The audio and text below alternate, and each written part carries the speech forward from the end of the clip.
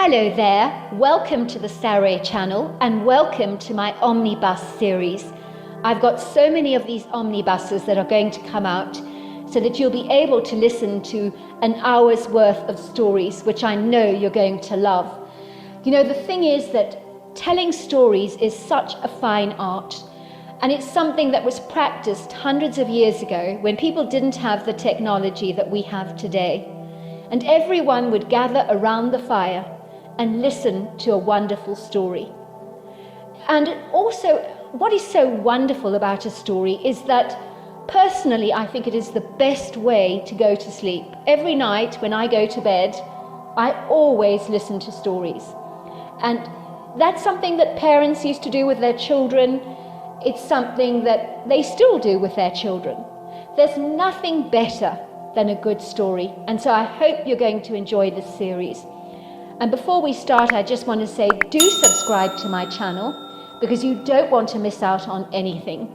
Because I'm in for the long haul and I want to make sure that you get the most stunning stories to go to bed with at night or to listen to when you want to be one of those people sitting beside the fire and listening. Don't forget to subscribe to my channel and let's get started. I hope you're going to enjoy the omnibus. Dear Sarah, and all your lovely listeners, Elissa Wingborn was troubled. Her lugubrious face had been wearing a desolate, sunless expression, rather like an overcast day for a couple of days now. She had become almost as miserable, dour, saturnine as the weather outside, although for her, what most people might call miserable weather was anything but. She glanced briefly out of the kitchen window, marvelling at the torrents of rain as it came pelting down in heavy sheets.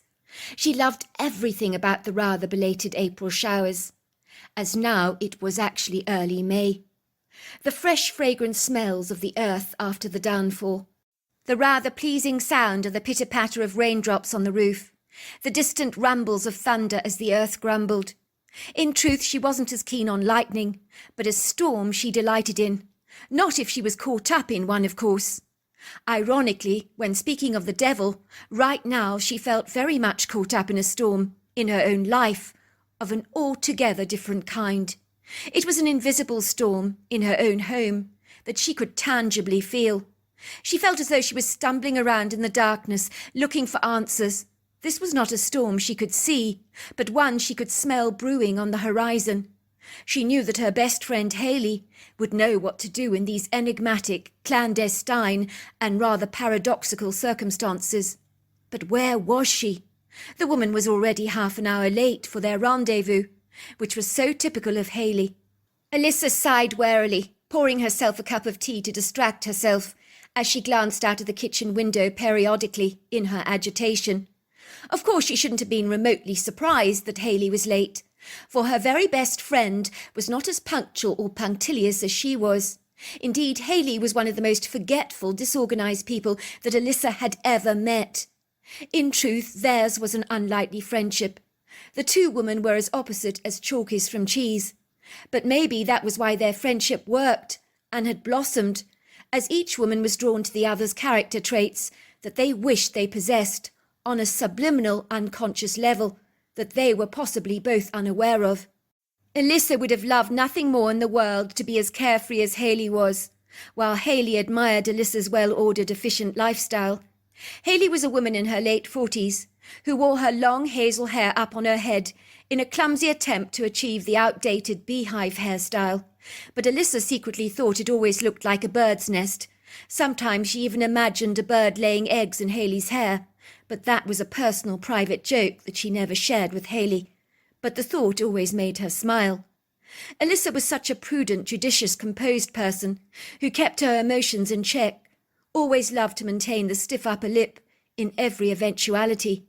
By contrast, she admired how liberated and insouciant her friend Haley was, while Elissa was more like a caged bird with clipped wings, shackled by her ardent determination to do things exactly by the book, while never causing offence.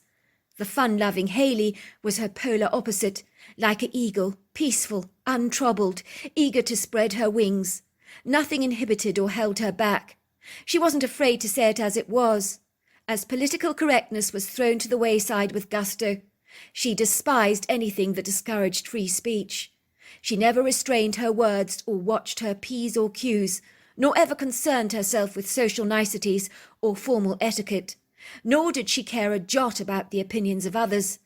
In truth, Hayley was as refreshing as April showers, as invigorating and bracing as a cool wind on a hot summer's day.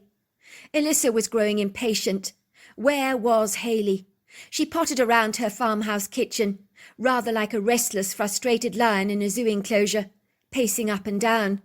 She began to distract herself again by busying herself bustling around the cosy country kitchen, with its French-style cream cabinets, white stone countertops, and attractive red range oven. She began to prepare the tea, buttering some homemade scones she'd made, with butter and raspberry jam, complemented by generous dollops of cream, for Hayley was not the kind of woman that gave calories a moment's thought. Once she finished this simple procedure, she smiled as she heard the sound of Hayley's truck roaring up the drive, as the heavy tyres of her dark green SUV could be heard crunching the pebbles beneath their rubber tread. The rain was still pelting down. It was certainly raining cats and dogs out there. Elissa watched her friend stumbling awkwardly out of her truck, slamming the door behind her, pulling out her flimsy umbrella to cover her already drenched body, while dashing hurriedly towards her front door. Elissa ran to the front door to meet her friend, who closed the umbrella, stuffed it in the umbrella rack, where pools of water dribbled over her terracotta floor. But Elissa did not care. Normally the mess would have bothered her, but today she had bigger fish to fry. Hayley entered the house looking like a soaking wet, bedraggled dog, while her bird's nest hair looked so flat it seemed to sit on top of her head like a square plate. For a moment Elissa's black Labrador Gulliver did not recognise Hayley, who looked like a drowned kitten. He began to bark at her. "It's only me, Gulliver," laughed Hayley, throwing her hands all over the dog, giving him some energetic pats. "Calm down, Gulliver, will you?" said Elissa, who handed her friend a towel. Hayley gratefully used it to dry herself. She eagerly followed Elissa back into her kitchen. "What's this about, Elissa? You said there's a storm brewing in your home. What did you mean? You sounded dreadfully concerned over the phone. You know the rules around here. A trouble shared is a trouble halved, which is why I came as quickly as I could." "Sit down," insisted Elissa, pushing the plate of warmly fresh-baked scones towards her friend, while pouring her a piping hot cup of tea from the teapot. "Oh, my word, you never disappoint, do you, Elissa?" said Hayley, looking at the scones gratefully. "They look absolutely gorgeous. I'm going to tuck into one right away, if I may. They look delicious, far too delicious to resist. Besides, I'm half-starved." "Well, you go ahead. I baked them especially for you. I knew you were coming. I know how partial you are to English scones with jam and cream." While Hayley bit into the scone, Elissa sat opposite her on the white stone built-in island, both women resting their derrieres on sumptuous, well-upholstered bar stools that would make the boniest backside exceedingly comfortable. Elissa took a sip of sweet English breakfast tea from her porcelain mug, given to her by her daughter Rachel, with a sign across it which read, "World's Greatest Mum." It was Elissa's firm favourite mug. Whenever possible she loved to drink from it. "Well, I don't know how to say it," she said, "but something's up with my daughter Rachel. She's been behaving very strangely recently. Whenever I mention her forthcoming wedding, which is in 3 months, she's evasive, ambiguous, indefinite. I mean, what young girl acts all vague and disinterested in their wedding that's only 3 months away? It's all decidedly odd. I can't get my head around it at all." "Well, what's that supposed to mean?" "Well, I'm hoping you might have an opinion on the matter. You see, only a few months ago, Rachel was so assiduously enthused and excited about her wedding. She was pedantic about everything, fastidiously organising every detail, leaving nothing unchecked. She was methodical, efficient, and completely on the ball. And now it's as if everything has come to a grinding halt. Do you know that she hasn't even sent out the wedding invitations yet? They're sitting there in boxes in the dining room. They haven't even been touched. Can you believe that? They arrived at our house a month ago. She was so thrilled with the invites. They were so stunning. But they're sitting there and they haven't even been written on. By all accounts, the wedding is in 3 months, but she hasn't sent out a single invite. You've got to admit that is very, very odd. Well, 3 months is still plenty of time, isn't it, to organise a wedding? So if she's slowed down, well, what's the big deal? Not all of us are as driven and as sagacious as you are. Well, something's not right. I feel it in my bones. It's really beginning to niggle me. My daughter isn't acting right. As a mother, you sense these things, don't you? So you think your daughter's getting cold feet about her wedding day? Or dare I say it, even her fiancé? Well, I have been worrying about that. It is a distinct possibility, isn't it? I mean, for the last 3 weeks, I haven't seen sight or sound of her fiancé, Ryan. He used to be here at the farmhouse every single day. Now he's not around at all. It's so peculiar. But whenever I ask Rachel where he is, she says it's none of my business. Virtually bites my head off, she does. Well, it sounds like they've had a Barney of some kind, doesn't it? Well, that's what I've been thinking. But if they don't sort it out any time soon, it doesn't bode well for the wedding, does it? I am rather afraid to broach the subject with Rachel. You know, if I intrude in her life, she snaps at me like a turtle. Believe me, that daughter of mine has a nasty bite. Well, do you want me to have a word with her? Asked Haley. We could go for a ride together on your horses. That always tends to relax her. It helps her to open up. Oh, I was so hoping you'd say that, Haley. For if anyone can get through to my daughter, it's you. She's always been able to open up to you as her godmother. Something's definitely going on. I need to get to the bottom of it, but I daren't talk about it with her myself. I think it always helps to talk to someone outside of the family. She seems so tense and uptight lately, which is most unlike her. She's normally such a placid, gentle character. It would seem that for Haley to get an opportunity to talk to Rachel, it was postponed, for the rain for the next couple of days just did not abate, until now. The countryside had responded to the recent deluge by twinkling with a viridescent green that was more pronounced than ever before. The meadows surrounding Alyssa's beguiling red-bricked farmhouse simply gleamed in the May sunshine, as the soft ethereal light of the morning sun danced over the shimmering vegetation, while the family's 3 black and bay American quarter horses had been released by Alyssa's husband, Eric, from the confines of their recently renovated stable block. They were happily trotting around their substantial-sized white picket-fenced enclosure, fringed at the furthest side by a long towering row of decently spaced-out eastern red budwood trees, bursting with lilac-pink blossoms. The contented horses were swishing their tails happily, their smooth bodies hungrily soaking up the sunshine like ravenous sea sponges, for it was clear they could sense the onset of spring in the air. Ostensibly the days of freezing winter nights were long behind them. Haley adored the bluegrass state at this time of the year, for in her opinion the best months in this part of the world were most definitely spring and autumn. She adored the blossoms from the Bradford pear trees, the magnolias, dogwoods and eastern budwoods. In the springtime, then in the autumn she loved the red, golds, yellows of the red oak trees, the dogwoods, hawthorns and vine maples. Alyssa went into the kitchen to see her daughter Rachel brooding on a bar stool on the white island, staring vacantly into space with a glazed, deadened look in her blue eyes, a sombre, rather subdued expression on her face. Alyssa noticed the cheeks on her daughter's face looked sunken and gaunt, as if she'd lost weight recently. How could anybody be so downcast and crestfallen on such a bright, cheerful spring morning, she wondered. Something was seriously getting her daughter down, but what?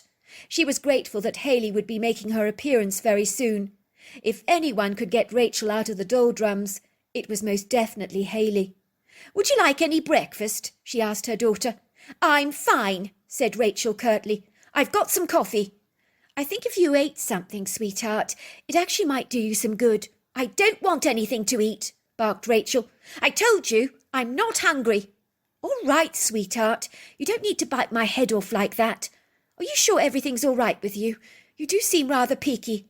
You're not coming down with something? Perhaps running a temperature?" "I'm absolutely fine, Mum. Stop fussing over me, will you? You're really irritating me. You're getting under my skin. Just because I don't want to eat anything doesn't mean I'm getting sick. I'm not running a temperature. I'm fine. Get it?" "All right, dear. Calm down, will you?" All of a sudden they could hear Haley's SUV driving up the long pebbled driveway. Alyssa secretly sighed with relief. She watched Hayley, who was wearing her navy jodhpurs, white cotton shirt and riding hat, climbing out of her SUV. As Hayley entered the kitchen, Alyssa could not help but notice her daughter's sour expression seemed to metamorphosize. She turned from a bad-tempered toad into a happy princess. Her downward scowl turned upwards into a warm smile. It seemed Hayley could bring the sunshine into Rachel's life like no one else Alyssa knew. "Hello, Hayley. What you doing here?" "I'm here for you, Rachel," she said, giving Alyssa a big wink. "I think we could go for a ride together, don't you? I haven't spent any quality time with my favourite goddaughter recently." "A ride? A ride with you?" said Rachel, her voice failing to hide her rising level of enthusiasm. "Oh, I'd love a ride." Rachel loved nothing more than riding with Hayley. They were both competent, skilled riders. Alyssa watched the jovial pair through the kitchen window trotting down the long driveway on the backs of their horses. They were both laughing. Eric, her husband, watched his wife with amusement. "What are you staring at, sweetheart?" he asked, leaning forward to kiss his wife tenderly on the cheek. "It's Hayley and Rachel," she said. "They're going for a ride together, as you can see. I've asked Hayley to find out very discreetly what's going on with our daughter Rachel. She's been ever so glum recently. Doleful, don't you think?" "Well, she's not behaving like an excited bride-to-be. I couldn't agree more with that.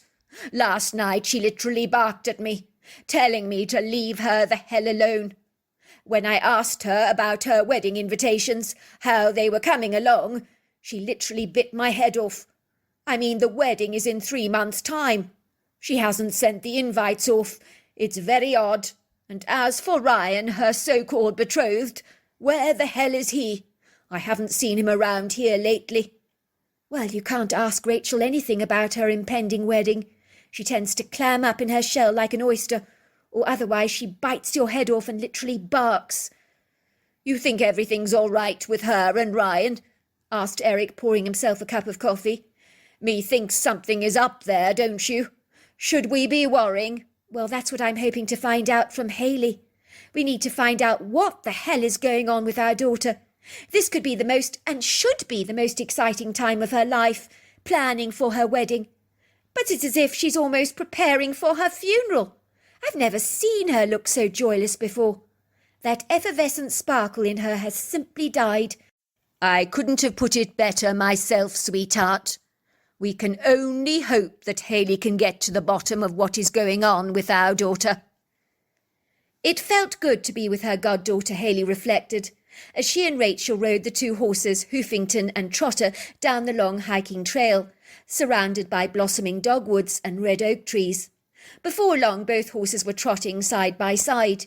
Hayley decided that this was the quintessential perfect opportunity to start giving her goddaughter the third degree, as subtly as she could, of course, without being too interfering. She knew that Rachel found it a lot easier to talk to her than her mother, possibly because Hayley was a lot less judgmental, much more chilled out. "So how are you doing, Rachel? Your mother's been telling me that you're very tetchy and on edge lately. She's rather worried about you." Rachel rolled her eyes in the back of her head. "Mum gets to me sometimes, you know. You know parents, they're always prying, always putting their nose where they're not wanted. Well, I think, sweetheart, she's just worrying about you. Her heart's in the right place, of course. You know it is. It's a mother's privilege to worry about her daughter. That's what they are good at. One day you'll understand yourself when you have a child of your own. But my mother goes overboard. Is everything all right? You look so peaky, Rachel. Have you eaten, Rachel? She goes on and on and on. It drives me insane. She's exactly like a woodpecker pounding away at a tree with its beak. It's non-stop, on and on and on. It drives me completely mental." Hayley laughed. "I get it, you know. I really do, Rachel. I know it's hard to believe, given how much I've weathered over the years. But believe it or not, I was young once. I used to be your age. Alyssa's exhibiting what I would call a mother's parental protective love. She's looking out for you, that's all. She's exceedingly worried about your forthcoming wedding. She says it's like you've pulled in the reins ever so tightly, that you haven't been doing anything about sending out your invites. She's also commented that Ryan hasn't been around at the farmhouse lately. The two of you are normally joined at the hip, so it's natural for them to assume that something is terribly wrong." For a moment Rachel was deadly silent. Then she piped, "I don't think there's going to be a wedding any more." Hayley pulled in the reins so that Hoofington stopped trotting forwards. "Is there something going on, sweetheart? Would you like to talk about it?" Hayley looked at her goddaughter, horrified to see her pretty blue eyes now flooding with tears. "Let's get off our horses, shall we? Leave them in the fields over there to graze. Let's go and sit under that lovely red oak tree over there. Have a good old chinwag, shall we? You can tell your Auntie Hayley exactly what's going on. I'm your fairy godmother after all, and if I can't turn your pumpkin into a silvery carriage, then I'd be a useless godmother, would I not?" Rachel managed to smile. She nodded, wiping away her tears, while Hayley handed her a tissue from the top pocket of her white shirt. "Here, blow into that." Rachel took it gratefully, blowing her nose very hard and wiping away her tears. Before long the two were happily sitting in a beguiling flowery meadow, opposite a hiking trail, under the shade of a huge towering oak tree, with lengthy curvaceous boughs that were so marvellously big they opened out into a fabulous gargantuan canopy above their heads. The extended branches were filled with pretty green leaves. The two horses, Trot and Hoofington, were so glad to be reprieved of their loads, although, to be fair, neither Hayley nor Rachel were particularly heavy. They were happily grazing away in the field, the blue grass very green. Wild flowers burst their heads through the grass. Colourful butterflies bobbed from one flower to another. The soft sunlight infused the meadow in a transfixing golden glaze that was so stunning. The dark, fertile ground underneath the oak tree was earthen. The grass had failed to grow there. It was densely shaded. Both Hayley and Rachel sank back onto the ground gratefully. The floor was soft after the rain, but thankfully not damp. "That's so much better, isn't it? It's beautiful out here. I love this time of year, don't you?" "Me too. I like it too. Look at those butterflies floating around. It's so dreamy." Hayley reached out to put a hand on Rachel's. She gave it a tight, encouraging squeeze. "Go on. What's going on with you and Ryan? You can tell me." "I don't think I want to marry him any more," said Rachel, chewing a long piece of grass in her mouth. "You see, I've seen a side of Ryan I don't think I like. That's why I haven't bothered with the invitations. He's been bugging me to go ahead with our plans, but I've been telling him I need time to think, that he needs to give me some breathing space." "Really?" said Hayley, looking bewildered. "So you're having doubts about your fiancé? He seems like a rather nice chap to me. I thought the two of you were so happy together." "I thought so too. That was until something happened that made me see him in a whole new light. It was like the blinkers came off my eyes, if you know what I mean. I can't unsee what I saw, if you get my drift." This was the story that Rachel shared with the astonished Hayley. "Well, I was staying at Ryan's family farmhouse with both of his parents. I stay there quite regularly. Well, at least I did. They don't live far from here, you know, a few farms away, really. The farmhouse is quite pretty, a whitewashed building. It's a little off the beaten track, though. It's an old building, sumptuous and cosy, but it could do with some renovations. But Ryan's parents, Linda and Keith, well, they're just the most laid-back people you can ever get. They're even more carefree than you, Hayley, so that really is saying something. In truth, the only day that they ever get to do any renovations, I imagine, is when the roof finally starts to leak. That's when they'll give it some attention. They're pretty well off, you know, but they're the type of people that won't attend to something unless it really needs fixing. Otherwise, they've got the attitude, why bother? General maintenance doesn't even cross their mind. Do you know they had the most revolting shower curtain in their bathroom for years on end? They never ever bothered to change it. It was actually growing mould, but they didn't replace it until it began to break apart. Only then did they get a brand new one. I was the one that got to tear it up on purpose." "Oh dear," said Hayley. "Well, I don't mind that really," said Rachel. "I love how easy-going and carefree his parents are. To be fair to them, they're building a cottage on the property as a wedding gift for the both of us. The place is absolutely perfect. I absolutely love it. We were the ones that drew up the plans for it ourselves." "Well, that's good, isn't it?" "Oh, very," agreed Rachel. "I can't fault Ryan's parents. They're amazing people, they really are. It was 3 weeks ago. We were gathered around a cosy fire together at the farmhouse. It was a congenial, upbeat atmosphere in the home. We were discussing the wedding, talking about the invites and who we were going to actually invite to the wedding. We were drawing up lists, table seating ideas for the marquee, which we were planning to have at my home on one of the fields there. I think we were drinking glasses of Pinot Noir at the time, talking till about 12 o'clock at night. It was very pleasant. We were having a good time. Ryan and I felt rather restless because it was rather stuffy in the house. The fire had overheated the living room, so while his parents retired to bed, we decided to take a late-night stroll. Now, this isn't something we would normally do, but we did on this occasion. We felt like some fresh air, some light exercise was well in order for us. I always enjoy a good walk. I figured that some light exercise would help me unwind, get a good night's sleep, so to speak. If I'm tense, I do tend to suffer from insomnia, which drives me totally insane. Now, the area beyond Ryan's farmhouse is very overgrown. There's a wood grove bursting with serviceberries, oaks and dogwood trees. It's a lovely place to walk, as you often see a lot of indigenous wildlife in there. I'm very familiar with the wood grove. I normally walk in there in the afternoons with Ryan and his parents, along with their 2 Staffordshire Bull Terriers, Molly and Barker, whom are completely devoted to Keith. He actually lets them sleep at the foot of his bed every single night. I think he loves those dogs as if they're his own children.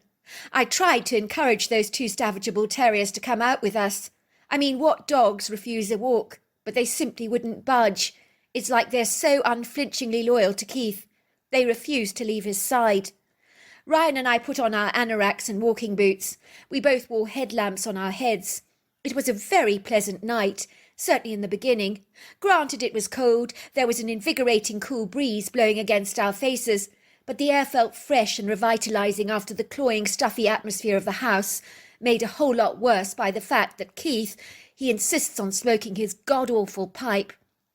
So in truth, it was really good to get out of doors. Actually, I was struck by how dark everything seemed. I mean, it was a tenebrous, inky black night. Even the moonlight seemed somewhat obscure, casting dim silvery shadows across the ground that looked ever so menacing, giving you the horrible impression that something was out there watching us. But I shrugged the chilling feeling off. I put it down to my overactive imagination playing nasty tricks on me. At first, when we ambled through the tall statuesque trees, we could hear the crickets chirping, the frogs croaking, the occasional hoot of an owl, even the distant call of a coyote. And then nothing. What do you mean by then nothing? Well, exactly that. You see, it became incredibly quiet. I mean, it was like everything was enveloped and cloaked in a tangible, deathly silence that almost touched you with invisible, ghostly hands. It's impossible to describe. Even the former rambunctious breeze actually seemed to have stilled, which was why the forest appeared to become so hostile towards us.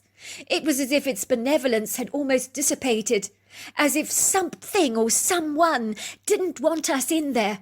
I noticed that the boughs of the trees were still swinging, even with an absence of the wind, which was really spooky.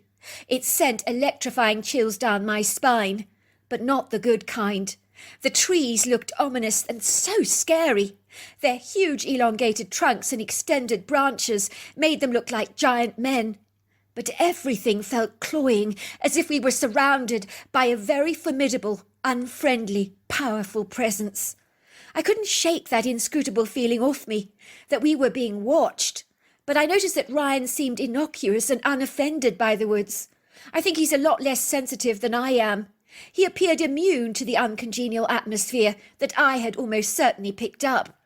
I was shivering, not with cold, but with this incongruous sense of dread that I couldn't shift. It was atmospheric and all-consuming. I tugged at Ryan's hand, telling him we should get the hell out of there, that something was terribly wrong. Of course he wouldn't listen. He thought I was being ridiculous. He told me to stop being silly, that I shouldn't be afraid of the dark, that everything was absolutely fine, and we should enjoy our walk. I shouldn't have listened to him. I really shouldn't. I should have trusted my instincts, but I didn't. I think Ryan's calm, resolute determination and reassurance that everything was absolutely fine rubbed off on me positively. I began to reassure myself that he was absolutely right, that I was overreacting and just being ridiculous. That was when I heard some very distinctive, discernible footsteps that were like a man's, only much, much heavier.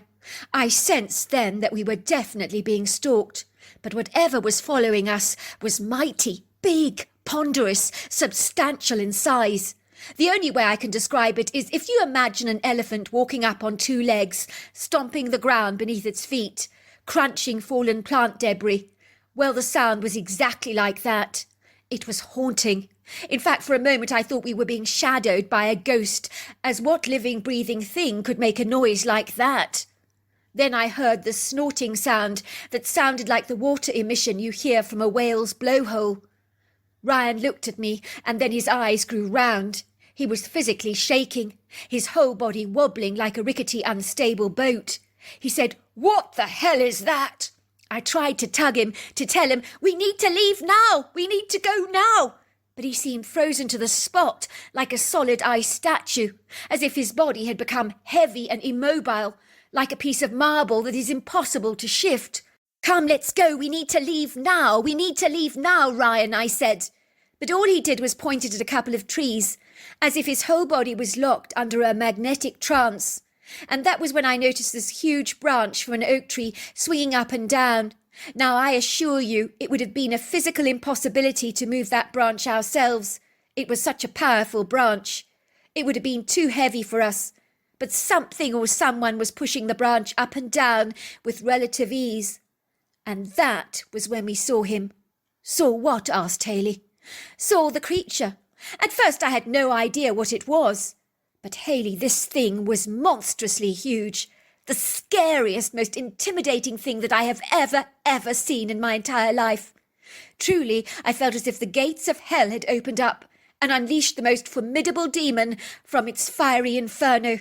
The creature stood up like a human on these massive tree-trunk-sized legs. Indeed, his whole body was so thick-set and burly, like a substantial tree trunk. He had a human-like body shape, although the head was shaped like an arch that seamlessly folded into the shoulders.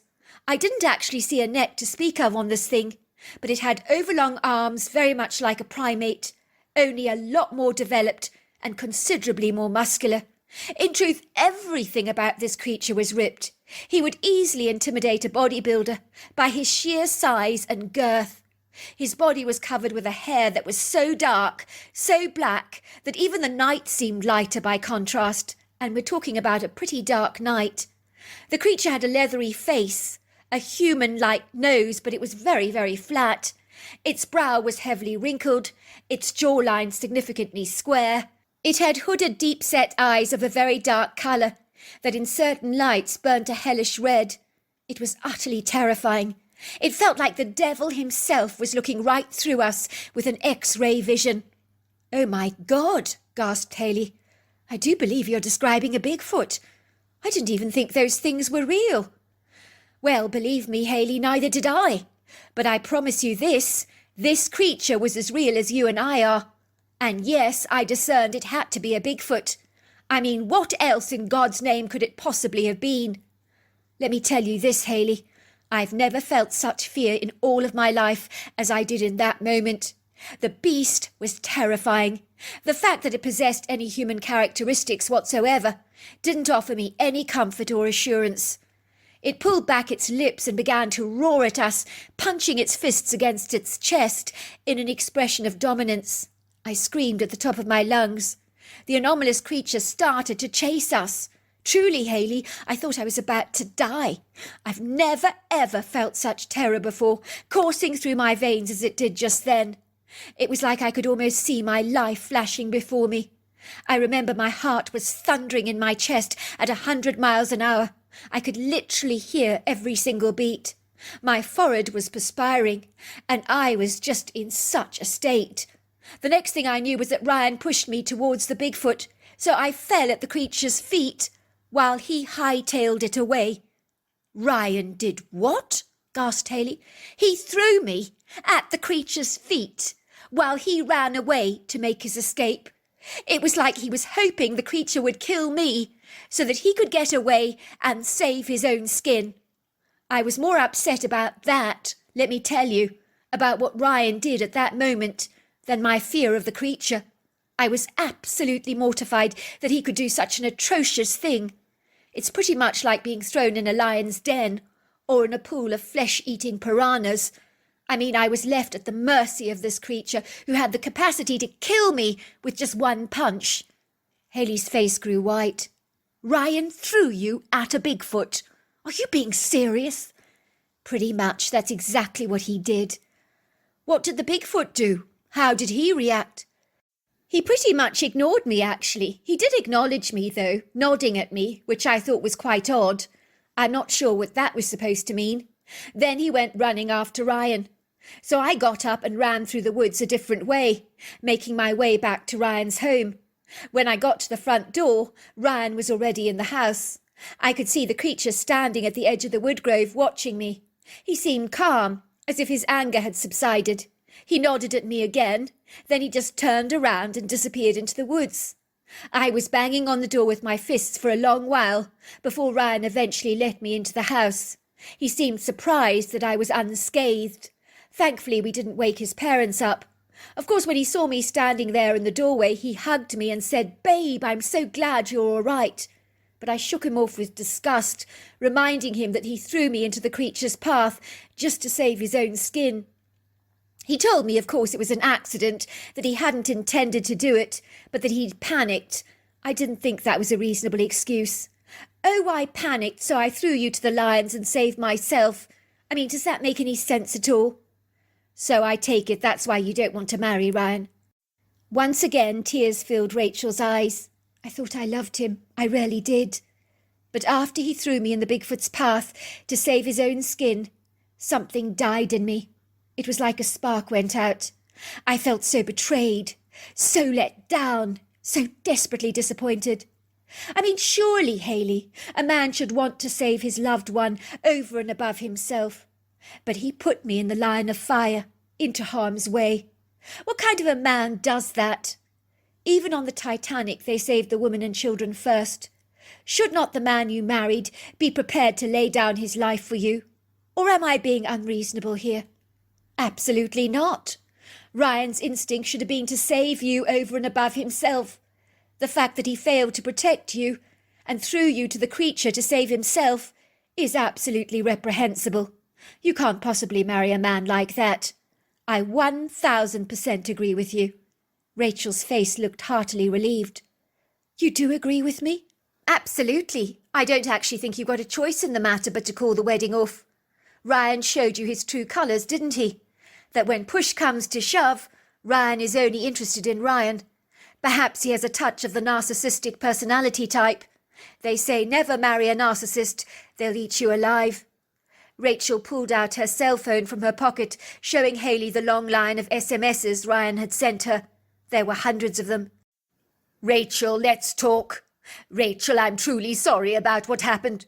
Rachel, I love you. Please, let's talk. Rachel, don't shut me out. Rachel, you're overreacting. Stop being so unreasonable. Rachel, I was dictated by my instincts. It wasn't anything personal. Get over it, Rachel. Rachel, you're being childish and pathetic." "What should I do?" asked Rachel. "Just call the wedding off," said Haley. "Phone Ryan. Tell him it's over." "But then I feel I'm letting everyone down. Keith and Linda will be absolutely devastated. They've built us such a beautiful cottage. The venue's booked. We've already paid our deposit. I've bought the wedding dress, ordered the bridesmaids' dresses. The wedding invites have arrived. I haven't sent them out yet." Haley grabbed Rachel by the shoulders. "Look at me, girl. None of this is your fault. Do you understand that? You're not marrying Keith, and Linda, you're marrying Ryan. If you have any doubts about him, you call it off. Do you understand that? You don't get married to please others. You marry to please yourself. Yes, you may have wasted money, but believe me, it's far better not to get married than to go through a hellish divorce later on. Money is the least of your concerns. What matters is your long-term happiness. Getting wed is a huge step. If you have any doubts, you walk away. It's as simple as that." Rachel nodded, the tears slipped down her cheeks. "I just feel that maybe Ryan's right. Maybe I am overreacting. But after what happened, I've just lost respect for him. I can't help the way I feel. I don't feel safe or protected by him. I feel that if a dangerous situation was to arise, he'd throw me out to the sharks. It's like I don't love him anymore." "Well, there you go. You have your answer then, don't you? You know what you need to do now." "What?" asked Rachel. "To put a smile on that face of yours, call the wedding off, tell Ryan it's over, cancel the venue. If you like, I'll speak to your mother for you." "Please don't tell her what happened," begged Rachel. "My mother will be mortified if she thinks Ryan threw me to a Bigfoot." "I won't say a word," Haley assured her.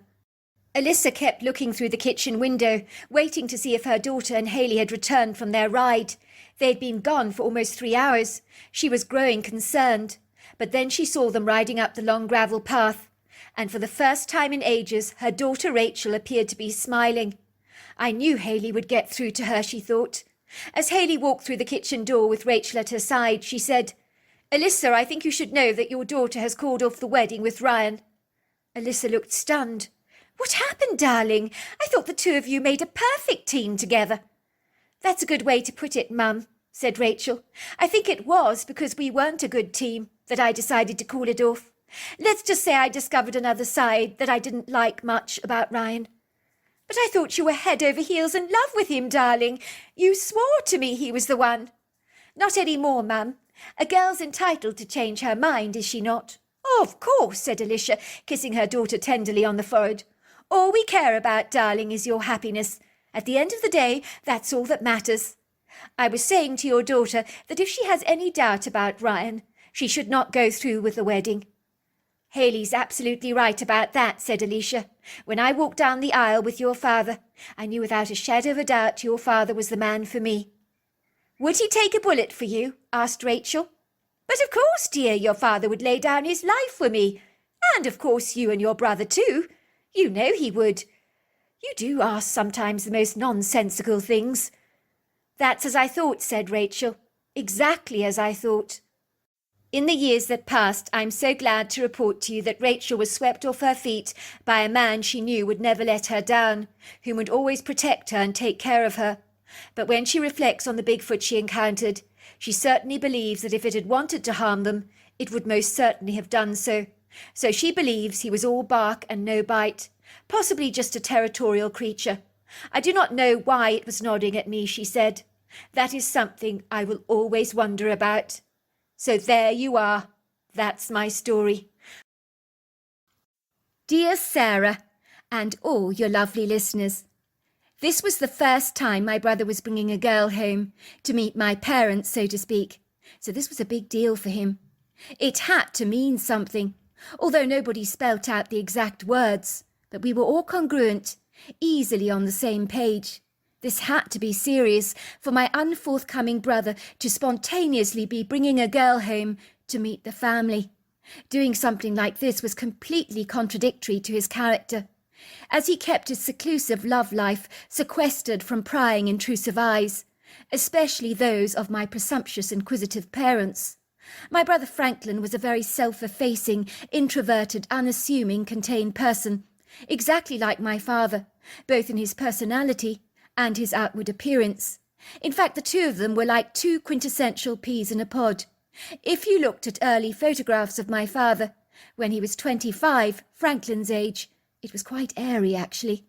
It was like you were looking at a doppelganger.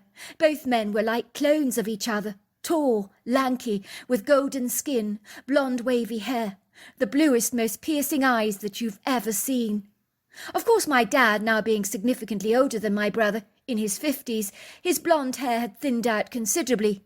He would brush it over his naked scalp to make it look as if there was more hair than there actually was. My dad had a huge bee in his bonnet about his gradual hair loss. It really depressed him. He often wore a cap back to front on his head to cover it up. I thought my father would look so terribly cute if he shaved off all his hair, but the very idea was too dreadful for him to contemplate. He said he didn't want to look like a boiled egg, which seemed nonsensical to me. Whoever put that absurd idea into his head, goodness only knows. My father could never look like a boiled egg, but each to his own. The only time my dad ever brought a girl home to meet his parents, when he was about Franklin's age, was my mother.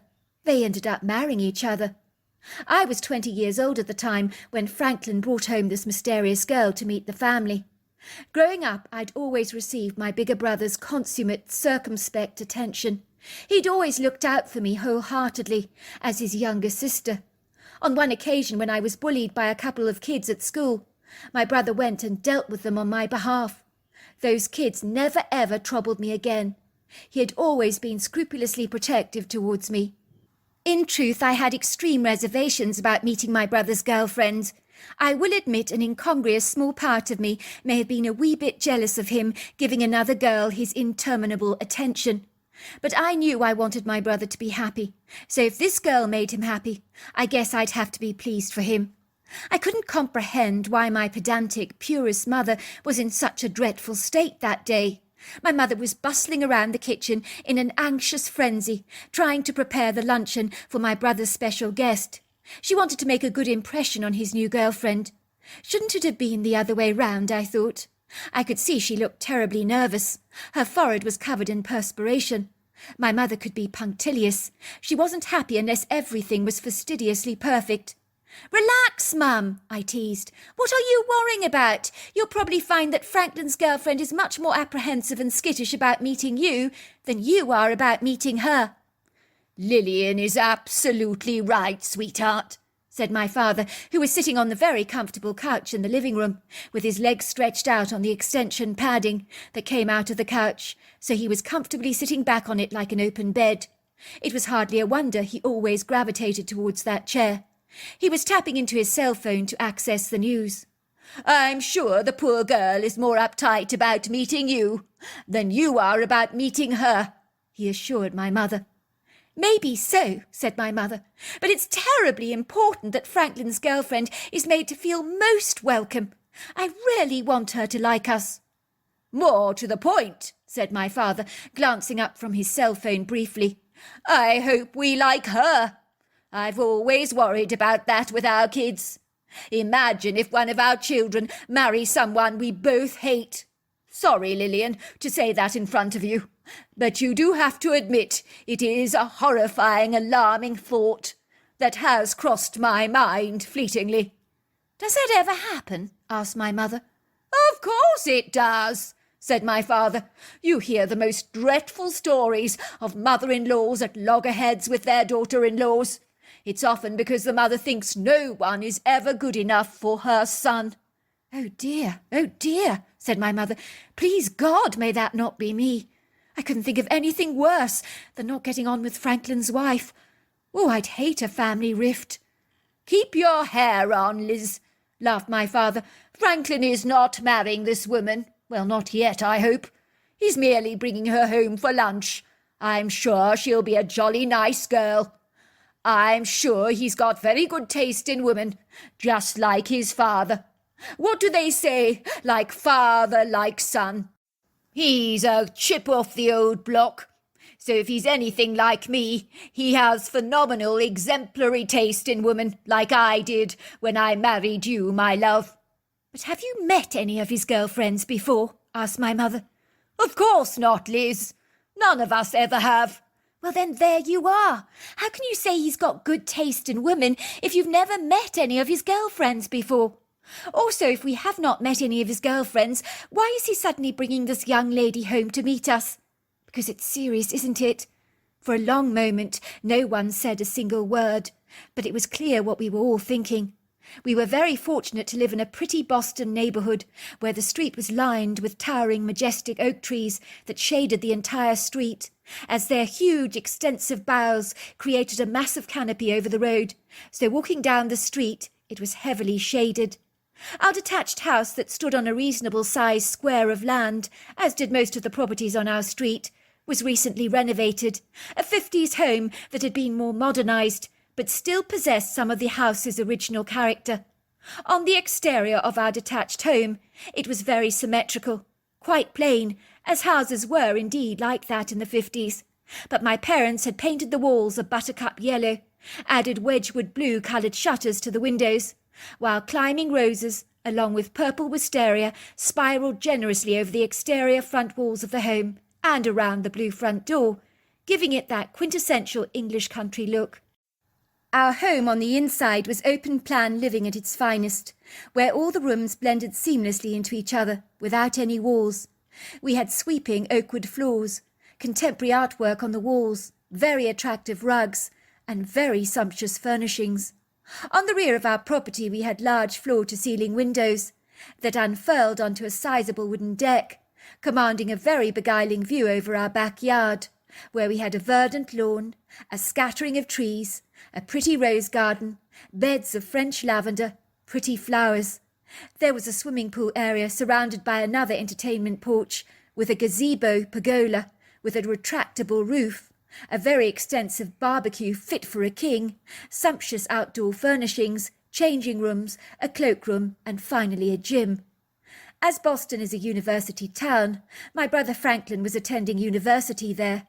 He was living in a rented house with about 6 other pupils. As at 25 years old, he insisted he couldn't possibly live at home anymore. He said that would be far too humiliating, would rob him of his independence. He enjoyed being a maverick that was self-reliant. He even had 2 jobs in Boston to bring in that extra money, one as a security guard a couple of nights a week, another working in a local hardware store. As my mother was setting the table with gleaming silverware, starched napkins, sparkling glasses, and a pretty arrangement of home-grown roses clustered together in pinks, purples, yellows and creams, all picked from the garden, I saw 2 bicycles cycling down our drive. One was Franklin, the other a young woman whom I'd never seen before, but based on her outer appearance, she looked like any other university student that you would see. "They're here," I told my mother, whom immediately ran to the hall mirror, adjusting her golden locks of hair, before she opened the front door, leaving a few seconds after she heard the knock. She didn't want to appear too eager. Franklin was standing in the doorway with a young woman. She was about 23 years old. She had long dark hair, brown eyes, a fair skin. I suppose she was pretty in a girl-next-door kind of way, but from the first moment I met her, I didn't warm to her. I'm not sure what it was exactly, but there was something rather disturbing about her.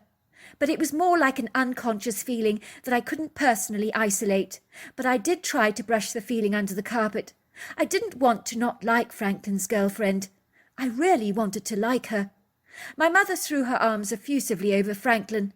"Darling, it's so great to see you." "Who do we have here?" she asked, looking at Franklin's girlfriend with a broad beam on her face. "This, Mum, is Barbara.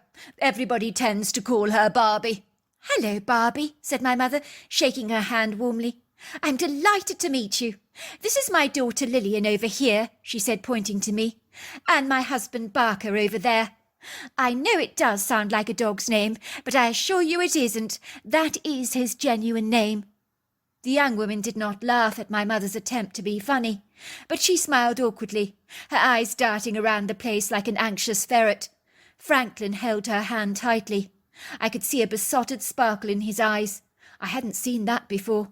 I knew at once he really, really liked this girl. He was totally infatuated by her. Before long we were all seated around the table, eating my mother's hot chicken pie, served with a dressed salad, which was delicious. But there were many awkward moments when we just ate, struggled to make any meaningful conversation. "So tell us how you 2 met," my mother asked Barbie. Barbie looked at my brother. Their eyes met. She giggled. "I met him at a friend's barbecue on a Sunday afternoon, actually. Franklin was grilling the burgers. I was starving hungry, so I waited for him to cook mine. I like it very well done, you see. We got talking. I guess we just clicked. I think we had a lot in common. You know how it is."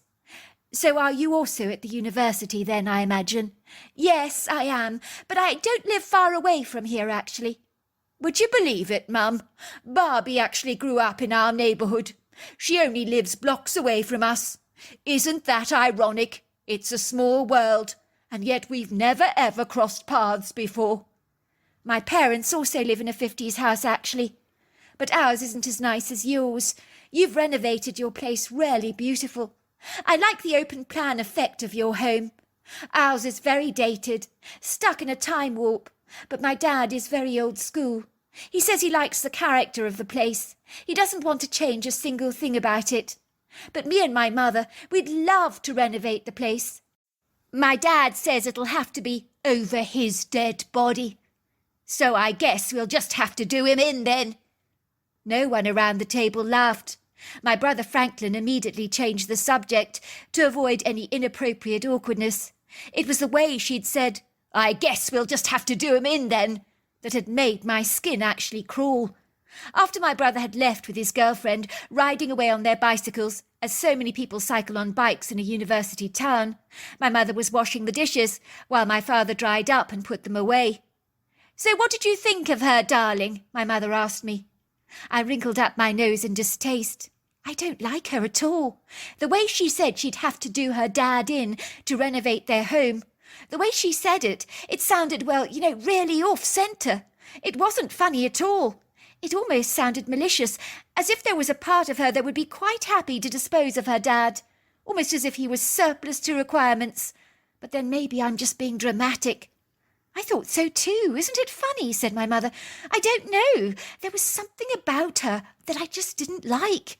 I can't fathom what it actually was, but I guess we're just going to have to try and like her for Franklin's sake. By all accounts, he seemed completely smitten by her." "You two are overreacting. I'm quite sure she's a terribly nice young girl," said my father in such a flat tone of voice. I knew without a shadow of a doubt he wasn't enamoured by her in any way either. He also felt there was something off about her. But why had my brother failed to see in her what we had clearly perceived? By all accounts, I thought my brother was a sagacious, intuitive man. Now, I wasn't exactly sure. Over a period of many weeks, my brother brought Barbie over to the house. Whenever I was in her company and my brother was out of earshot, she became malignantly vicious towards me. "I know you don't like me, Lillian," she virtually hissed, "but I don't like you either. The moment I laid eyes on you, I knew you were trouble." "Excuse me? You don't even know me. What on earth are you talking about?" Her mendacious eyes widened. Her nostrils flared. "If you ever try to attempt to break me and your brother up, you'll be sorry, young lady. I'm going to marry your brother. Come hell or high water, whether you like it or not. When I want something, I always get it. If you try to come between the two of us, there'll be hell to pay. Do you understand?" I gawked at her in astonishment. "Well, why would I try to come between you? My brother really likes you. I can't influence him as to whom he dates." "Don't act all innocent with me, little girl," she snapped. "It's happened to me before. My boyfriend's silly little sister turning her brother against me, feeding him all kinds of spiteful, vindictive lies. Well, it's not ever going to happen again. I'm not about to lose Franklin over his silly little whining tattletale of a sister because she doesn't like me. So keep your nose out of our business, will you? If you know what's good for you, you will, because you'll be sorry, my girl, if you mess with me. Do you understand that?" "What's your problem? You don't have to be so aggressive towards me. I haven't done anything wrong." "You haven't done anything wrong? Let's just see about that. Who's playing little Miss Innocent now? Butter won't melt in your mouth with me. Franklin told me what you said, that you had your misgivings about me. Now, isn't that lovely?" "Well, it's true. I do have my reservations about you. I don't know you." "Oh, now she gets it, does she? My point exactly. You don't know me. So get your big, fat nose out of my business, will you? Stop meddling in our relationship. Your brother couldn't give an F what you think of me." "You're right. I don't know you. I so apologise for rocking the boat." "It's too late for that, Lillian. You better watch your back, little girl, because if you're picking a fight with me, you better choose your enemies wisely," she said, coming right up to me, so that she was standing a hair's breadth away from my face, her eyes growing wide with indignation, her jaw stiffening, while she literally ground her teeth. "Believe me, girl, you don't want to make an enemy out of me, for you don't know what I'm capable of." "Are you threatening me?" She shrugged her shoulders, gave me a huge fat grin, marching away defiantly. I remember thinking, I really don't like you, Barbie. What the heck does my brother see in you? When I watched her interacting with my brother, she was perfectly lovely, all charm, lots of smiles. There was a definite chemistry between the two of them. I could see my brother was completely beguiled by her. In his eyes, it would seem that she could do absolutely no wrong. The sun literally shone out of her backside. He seemed to hang on to her every word. I so wished my brother would get a glimpse of her dark side, a side he had not been privy to seeing, as she had surreptitiously kept it buried away from him, rather like a squirrel stashing away its nuts for the winter. In my opinion, she was a natural-born actress. She could blow hot and cold as fast as you could say Jack Robinson. One minute she would be smiling at my brother with the warmest smile that could make ice melt. Then when her back would turn, she would cast me these dagger looks that were so sharp they could literally shatter glass. For a long while I thankfully didn't have too much interaction with my brother's girlfriend, but my parents were going away for the weekend. They told my brother Franklin he was more than welcome to invite a handful of guests for a barbecue and a sleepover, which is exactly what he did. I also invited a couple of my own friends, and Franklin invited several university students. It was a great evening spent outside the entertainment area, next to the swimming pool, under the gazebo, drinking a plethora of white wine, spirits and beer. While my brother and his best friend Wayne took charge of barbecuing burgers, marinated chicken wings and hot dogs. There was music playing in the background. Some people appeared to be dancing on the lawn, gyrating their hips, singing happily to the music. I was in the kitchen with two of my friends buttering warm rolls, preparing potato and Greek salad. Who should walk into the kitchen looking as if she'd stepped out of a bandbox but Barbie herself? I must admit that she looked absolutely stunning. I'll give her that. She was wearing a shoestring black dress with slits on the side, along with some gold high-heel shoes. She made me feel very conscious of how drab I looked in my jeans and sweatshirt. I suddenly felt conspicuously underdressed, but this was a barbecue, wasn't it? No one was dressing up for the evening. She strutted around the kitchen like a peacock, throwing out its glorious plumage in a vain gloriousness that was indisputable. Then Barbie did the most unlikely thing. She threw her arms around me effusively, as if we were best friends, kissing both sides of my cheeks. "Oh, darling Lillian, it's so good to see you. Now, don't you look so pretty tonight? I love your hair," she said, playing with my blonde locks affectionately, although I hated it, as I have a huge issue with people touching my hair.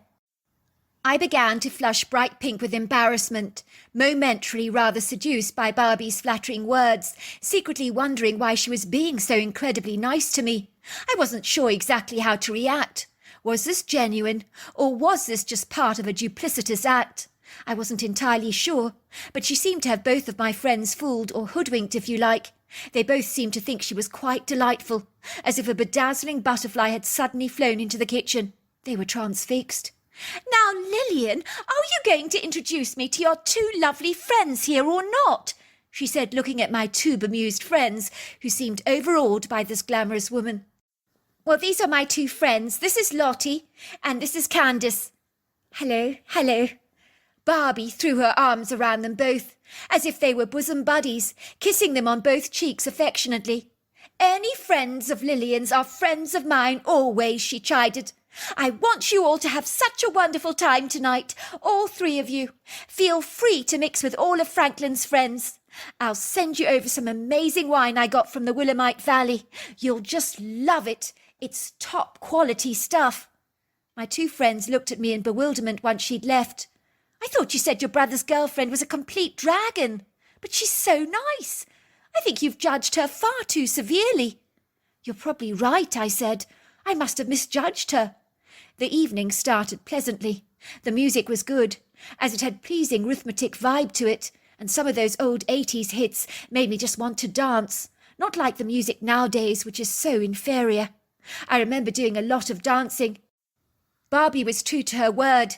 She came over to us, giving us some special wine that was of a high premium quality, obviously exceedingly expensive, very good to drink. It was absolutely delicious, but after a while it made me feel distinctly light-headed, queasy, terribly woozy. It was having a similar effect on my friends. The moment I started drinking, I started to see stars, became unstable and wobbly on my feet. It was like everything went hazy and blurred. I remember hearing my brother saying, "Oh dear, she's as drunk as a skunk. I think we should take her to bed." Then I just blacked out after that. The next thing I knew was that someone was poking me in the shoulders. "Get out! Get out! Get out!" I heard the male voice saying to me. "I want you to pay me now," he said. Where was I wondered. I looked around me. It was exceedingly dark outside. All I could see were towering tall trees, and they were flanked on either side of the road. An irate-looking taxi driver, wearing a scarlet turban on his head, appeared to be getting exceedingly frustrated with me. His face was scowling. His brown eyes looked indignant. "Where am I?" I asked him. "You're in Washington State," he said. "Sorry? Where did you say I am?" I asked him. The man looked exceedingly frustrated with me. He looked infuriated. "Look, I brought you where you asked me to drop you off. You've been in my taxi for 8 hours now. I'd like my payment, please. It's in your pocket. I was told by your girlfriend." I fiddled around in the back pocket of my jeans. To my amazement, I found some paper notes tied together in an elastic band. I handed them over to him. I was in such a groggy state. Everything felt surreal. A large part of me really believed that this was a horrendous dream of which I would surely wake any time soon. The taxi driver started to count the money, with a satisfied smirk on his face. "I'm keeping the rest," he promptly told me, popping it into his wallet, which he put in his jacket. "I make it a general rule not to take drunks on long journeys, so I broke the rule tonight. Your friend was very persuasive about your urgency to get here, but I don't see your lift. I'm sure they'll be arriving to pick you up soon, but I can't wait for you. I've got to go." It was still dark outside, so being left in this rural environment was more than a little daunting for me, but I was having difficulty stringing my words together. "Excuse me, could you just explain yourself? What is actually going on here? I don't understand any of this. I'm very, very confused. What friend? What are you talking about? What lift?" The captious, umbrageous taxi driver looked exasperated. He shook his head belligerently, as if he'd put up with me for far too long, and had about as much of me he could possibly take. He'd seen enough drunks in his time. He liked to give them a wide berth. I watched in bemusement as he climbed into the front seat of his taxi, revving up the engine and driving away. I was so disorientated and confused. I began to walk around aimlessly, rather like a chicken without a head. I felt as if I wasn't grounded, as if my mind was floating above the trees, as if in some way I was disconnected to my body. I've never felt like this before, not even when I've had too much to drink. This had to be a dream. But why in the hell would I not wake up from it? If you've been under an anaesthetic from a heavy operation, you're trying to wake up through that foggy curtain of heaviness. You're trying to fight your way through to climb back to reality, but you're held back. That is exactly what it felt like. I couldn't bring my mind to a place of rational thought or constructive reasoning. I was like an inebriated drunk that had lost my ability to reason or even walk straight. But it was worse than that. It was as if my mind wasn't easily accessible. I was mindfully aware that someone must have drugged me. How was it possible that only moments ago I was at a barbecue in Boston? Then I drank some alcohol, and the next thing I knew was that I was being dumped in the middle of nowhere, without a cell phone, with only enough money for a taxi cab. I had now ended up in Washington State. I didn't even want to be here. Why was I here? I'd been so fast asleep for over 7 to 8 hours. I had been out for the count. I was still so drowsy. I mean, how the hell does that happen to anyone? I was so woozy, so out of things, so much so that I didn't feel any fear, or even react. It was like I was in my own delirious, drunken, highly intoxicated bubble. So I trudged along the side of the road, next to the trees that penciled up into the sky like viridescent giants. But given that it was still dark, they looked somewhat menacing. There was a cool breeze blowing through the trees, so their vertical silhouettes jiggled. Their boughs bobbed up and down, while the moonlight cast its silvery shadows over the asphalt road. upon which there were no cars that drove by. There was not a solitary soul in sight.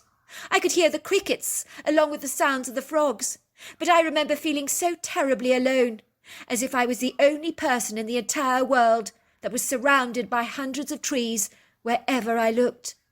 I was feeling too foggy to continue walking any more, so I sat down for a while.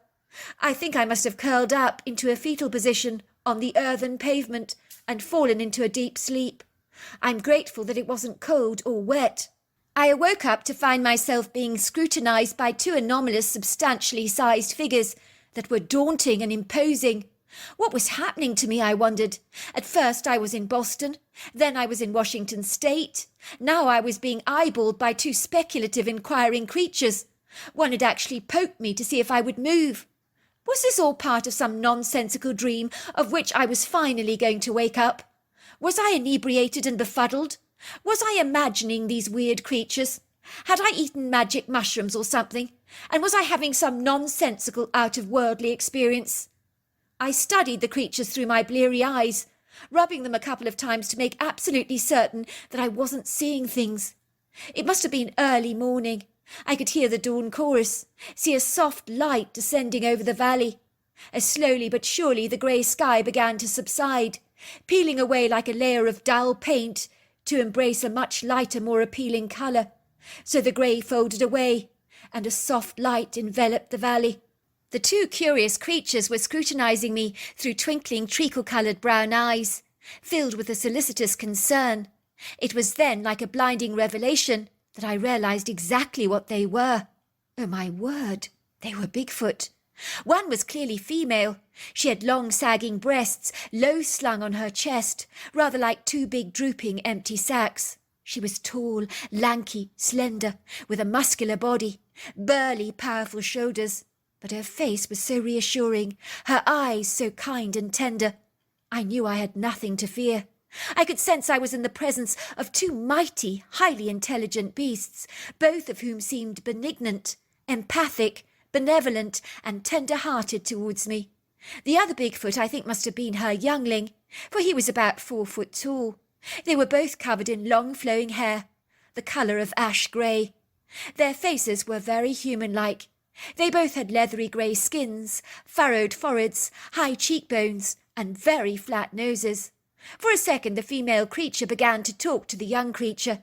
They talked backwards and forwards in a language that sounded very strange, engaging in an assiduous, impassioned conversation together, which I knew was all about me. Once again I felt that heady exhaustion overtake me. It was as if my head was filled with clouds of cotton wool. I just could not keep my eyes open, no matter how hard I tried. The next thing is I knew that I could feel myself being carried in powerful arms. I could sense I was travelling through the woods, but the tiredness I felt was all-consuming. I woke up at intervals during the day, to find myself in what I believe was a Bigfoot nursery. It was a square area, or clearing if you like, surrounded by trees. There appeared to be a large male standing in front of the trees like a centurion on guard duty. The female was in charge of watching over 4 little Bigfoot that were playing games together with stones and pine cones. There were moments when these younglings would walk over to me, watching me curiously through their incredible inquiring brown eyes, but the female Bigfoot would push them away and talk to them in an authoritative tone as if she was reprimanding them, telling them to leave me alone, that I needed my sleep.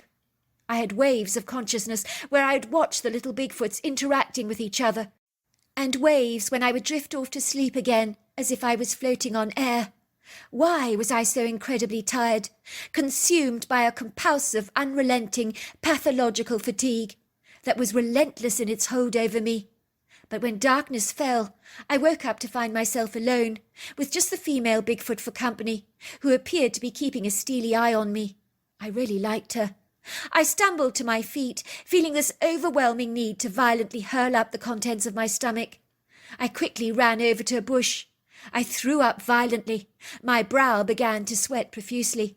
I could taste this bitter taste of gall on my tongue. I vomited and vomited. I could feel the female creature patting my back. She kept talking to me in reassuring audible words, as if she was trying to encourage me. It seemed like she was telling me I was going to be all right. After I vomited, I felt 1,000% better. The sluggish feeling I felt faded. The thumping headache I had had was vanquished. The nausea lifted. The overwhelming tiredness slipped away, as quickly as the sun does when it retires from a hard day's work. I stood up, looking at the Bigfoot. She towered above me, proud and tall, like a graceful, majestic, lofty tree. I felt like a tiny, inconspicuous insect by contrast to her. But she wrapped me in her undeniable warmth, rather like a blanket, in a congenial energy that was so compassionate, so loving, that I could completely surrender to her charge, knowing all would be well. I looked at her and spoke to her in English, hoping with all my heart that she would understand or comprehend exactly what I was saying. I need your help. I don't know where I am. Can you take me to a farmhouse of some kind, where there are people that can possibly help me? I know it must sound crazy to you, but I'm in absolutely no doubt at all that this Bigfoot was telepathic. She was literally looking at my eyes, as though she was reading my thoughts. Then I heard these words in my head. I'll take you to where there are people. The creature lifted me in her arms, carrying me through the wood grove, moving at a fast speed, gliding with a grace that meant not once did she jolt me. It seemed as if for her I was of no encumbrance, as if I was as light as a feather, as if my weight was of so little significance. Then I could see her leaving the tall, towering shade of the ponderosa pines and Douglas firs behind her, and moving through a meadow. Then I saw the silhouette of a farmhouse. Oh, how comforting that was! It grew larger and larger as we neared our approach. The creature then put me down at the farmhouse door. She glided away, but I sensed that she was still watching me from a distance. I was standing at a perfect stranger's door, where there were lights on inside this house. I could smell the fresh smell of hay, tack, and leather in my nostrils. I knew there must be horses around. I could hear the sound of laughter and voices coming from the house. I knocked on the door. A woman opened it. She was beaming brightly at me. She was a plump woman in her 50s, wearing an apron over her jeans. "So who do we have here?" she asked me. "My name's Lillian," I explained. "Actually, I'm from Boston. I know it sounds crazy, but I woke up to find myself in Washington State. It's an awfully long story. But may I use your phone to make some phone calls? You see, I think I was drugged. I need my brother to come and pick me up." "Oh, you poor, poor thing. Please do come in. Have you eaten anything, dear?" "No, I haven't," I admitted, realised suddenly how hungry I actually was. I could smell the most delicious savoury aromas coming from her kitchen. "Well, why don't you come into the kitchen? Please have something to eat before you phone anyone." "Please don't gawk," she told her large family, who were all studying me curiously as they were eating dinner around a large wooden table. "This is Lillian. She's joining us for dinner." After I'd eaten, I phoned my brother in Boston. "Lillian, is that you?" came my brother's alarmed voice. "Where the heck are you? Where did you get to?" "I'm in Washington State." "Where? What the hell?" came Franklin's voice. "How the hell did you get there?" "I don't know. It's a weird story. A taxi dumped me here. The taxi claimed I'd asked to be lifted here. I had the money for the fare in the back pocket of my jeans, but I have no recollection of how I got here." "That's very bizarre. You were inebriated last night. You were completely out for the count. How much did you have to drink, Lillian? I took you and your girlfriends to your bedroom at 8:30. Now that's early. Your girlfriends were zonked. They slept for 24 hours in your bedroom. It was like they were completely bladdered. They also got violently sick. They're now feeling much better. But we couldn't find sight or sound of you. We had no idea where you were." "We didn't drink that much," I assured him. "These kind people say I can stay here as long as I need. But will you come and collect me as soon as possible?" "Of course. I'm leaving right now. I'm going to take Dad's truck. I'll fill it with petrol and be on my merry way. Please pass the phone to the people so I can get their address from them." It was when I returned to my home in Boston that me and my friends began to put the pieces of the enigmatic puzzle together.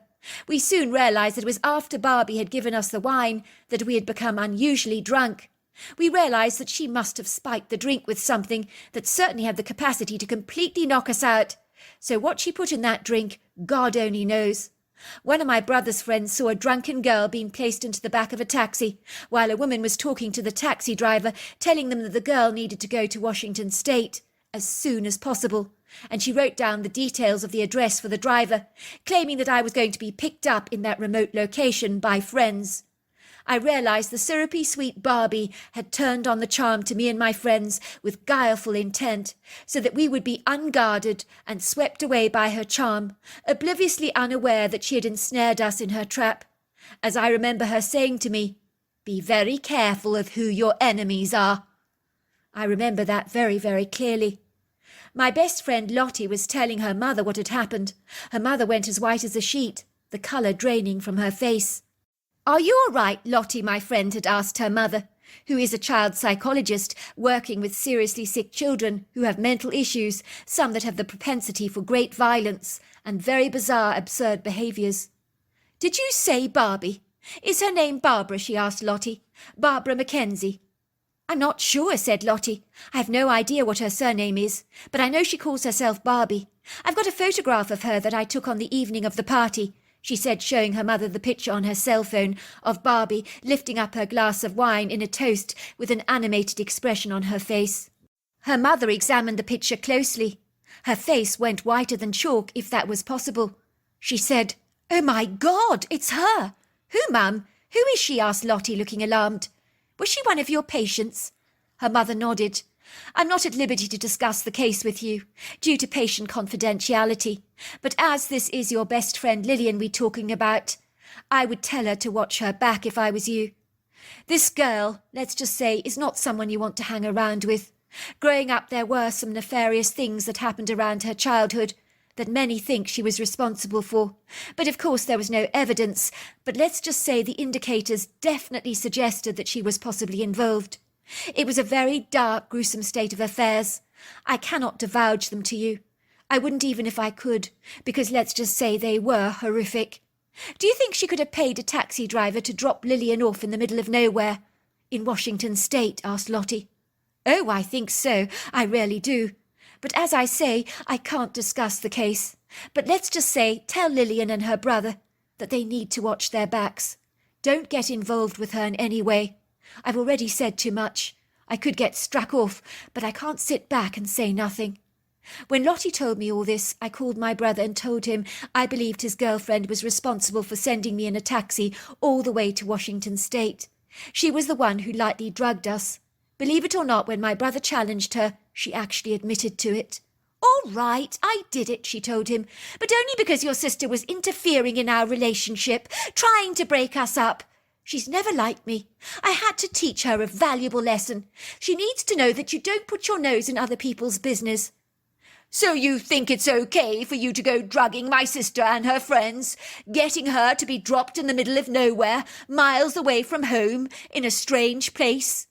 "Come on, it's no big deal, Franklin. She got help, didn't she? She got home safe and well. There's no harm done." "No harm done? What are you smoking, Barbie? That's not the point, is it? You knew I was worried sick when my sister went missing, but did you say anything? No, you didn't. You kept your mouth shut while I was tearing my hair out, wondering where my sister was, whether I should report her missing to the police. I was worried sick about her because she was drugged. Her condition was bad. All the time you knew exactly where she was. I had to get into my truck to drive over 7.5 hours to pick her up. You think there was no harm done? My sister was dropped off in the middle of a heavily wooded area at night in an intoxicated state because you put something in her wine. She was vulnerable, a sitting duck for a mountain lion or some predatory animal to take advantage of her. Who are you, Barbie? I thought I knew you, but I can see that I don't. You're sick in the head. As far as I'm concerned, I want nothing more to do with you. Our relationship is finished. You're pathetic. Your whole family is, piped Barbie, storming off. And that was the last my family ever saw of her. I was surprised she didn't pull more stunts on my brother, but thankfully she left us well alone. I chose not to tell my brother she'd been receiving treatments for mental issues. My brother didn't need to know about that. I think he already realised she wasn't right in the head. As for the Bigfoot, that helped me. Truly, I do not know what I would have done without her intervention. She helped me get out of a right mess, watched over me in my delirious state. So for that, I am eternally grateful. I am glad to tell you that my brother is now happily married to a delightful woman called Susan. The name Barbie Mackenzie has never crossed the threshold of our home ever again. So there you are. That's my story. Dear Sarah, and all your lovely listeners, it was a brand new beginning for me. I'd moved to a North American rural town from the city of Atlanta after a tumultuous divorce, from which my world had been shredded apart, as I had become cognizant of the horrifying revelation that my husband had been having a long-term affair with another man, which was not easy to accept by any manner of means. It would have been bad enough to wise up to the fact that he was cheating on me with another woman, but to unearth that he secretly hankered after men during the course of our 15-year marriage was far too horrifying to comprehend, as ostensibly I'd never had any intimation about it whatsoever. That was for me even more mortifying. It was like he'd lived a deceptive double life. Even his prudish, puritanical, over-scrupulous parents were blindly oblivious to their son's homosexual proclivity. I think it was the fact that his parents were very old school, stiff upper lip, deeply religious, so obviously they shunned the gay lifestyle. They saw it as deplorable before the eyes of God, which may have impacted my husband's desire to hide his contemptible skeletons in the cupboard for as long as he did.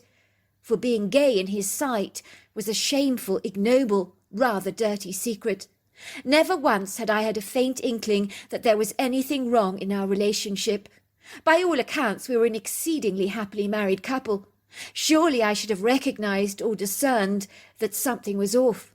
Most women get a sense when their husband is cheating on them, don't they? Was I so completely blind-sighted, disengaged, detached from my intuition that I hadn't suspected a single thing?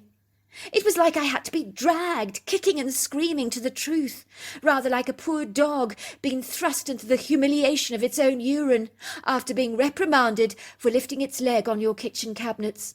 Was I really so disconnected to my life, like a kettle not attached to the mains, that I had no comprehension whatsoever of any subtle signs in my husband pointing me blazingly to what I had failed to see, the unequivocal truth?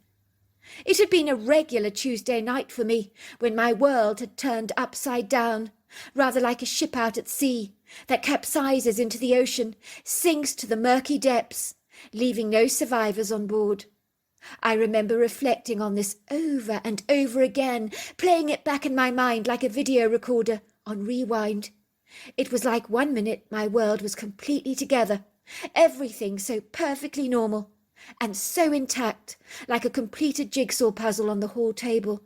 But in a trice, someone dismantled that puzzle, completely destroying the whole thing into hundreds of tiny little pieces. Then everything crumbles, falling apart like a building in the throes of a demolition. My 10-year-old son Dylan had been cosily tucked away in bed after a bedtime story, and had fallen fast asleep. I was having some me time for myself, happily cooking a chicken casserole on the hob of my range oven for tomorrow night's dinner.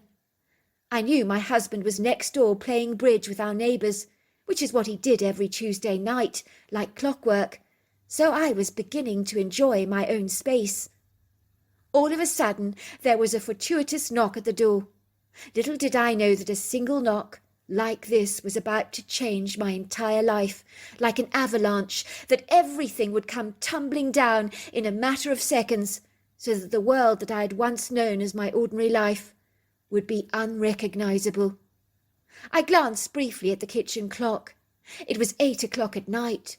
Who was this, I wondered? I hadn't been expecting anyone. Then there he was, standing in the doorway, an innocuous stranger.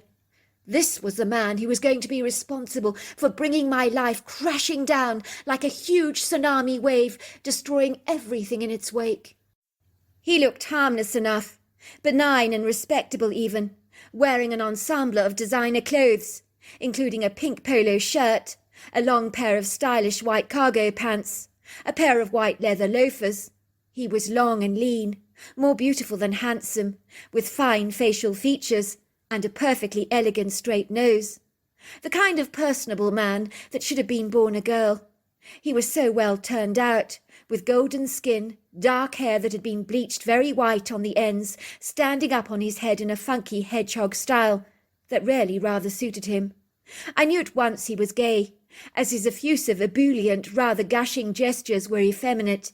He looked like one of those lovable hairdressers, so I wasn't surprised to later learn that that was indeed his profession. The kind of gay man women gravitated towards, as he was utterly charming, and every time he throws you a compliment, the woman would almost whoop with delight. "Hello, darling," he said to me. "Can I come in?" I was taken aback. "Sorry, do I know you?" I said, looking at him with a bewildered, perplexed expression on my face. "Well, your husband Paul has told me a whole lot about you. My name is Pedro." "Please come in," I said. "I have to tell you, my husband isn't actually here. He's next door playing bridge. I really don't want to disturb him, but you're most welcome to wait here for him. But I'm warning you, he'll be gone for quite some time." "I know all about that. Paul loves his bridge, does he not? By all accounts, he's an excellent hand. Never been my kind of game." My attention was drawn to the young man's hand, in which he was carrying a bottle of wine. Seeing my gaze, he piped, "I thought we could have a glass. It's you I've come to see, actually, not your husband." "Really?" I said, raising a brow. "Now you do have me intrigued." I immediately took his wine that he was handing over to me, wrapped in a thin layer of tissue paper. I briefly glanced at the label. It was Chateau Cheval Blanche. "This is good stuff," I said. "Surely you don't want to open it? This must have cost you a bob or two." "Oh, I believe, darling, in drinking only the best. Go on, open it. We deserve to treat ourselves. You only live once. That is what I always say. Our lives are a celebration, are they not? I always use my best silver cutlery in my apartment, along with my fancy china. As tomorrow you could be run over by a bus, and then what a tragic waste that would be. Do you know my grandmother had the most phenomenal Royal Doulton collection? Fabulous it was. She only brought it out on special occasions, of course. It only ever got used a handful of times, while every day she ate on the most mediocre, commonplace china. And after she passed away, I thought it was so dreadfully sad.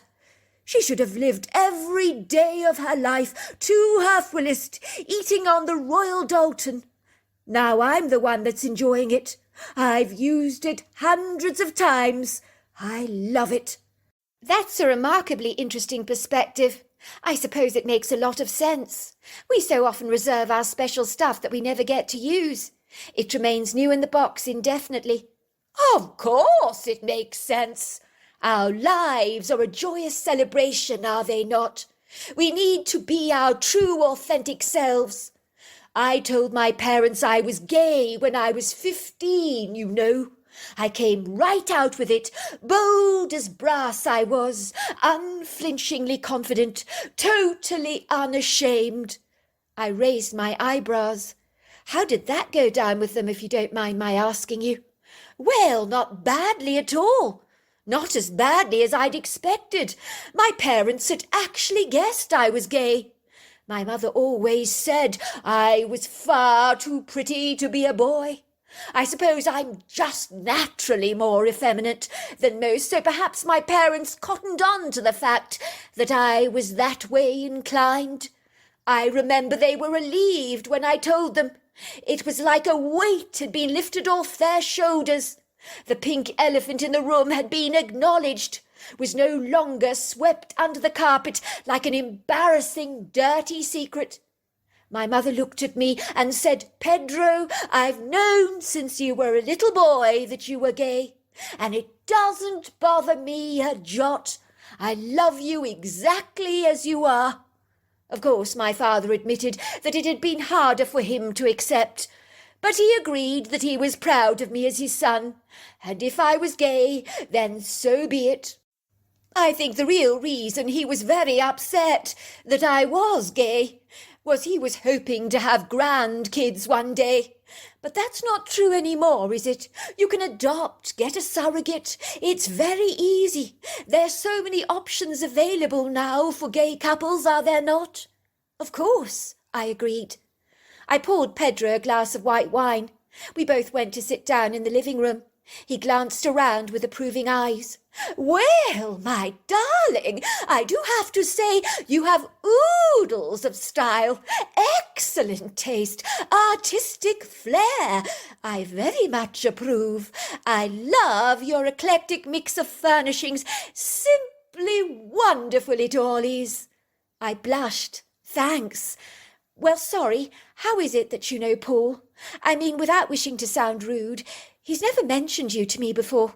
I don't think we actually have any gay friends. Well, I'm a hairdresser, said Pedro, looking as if he was actually choosing his words very carefully. Your husband came into our salon for a haircut a while ago.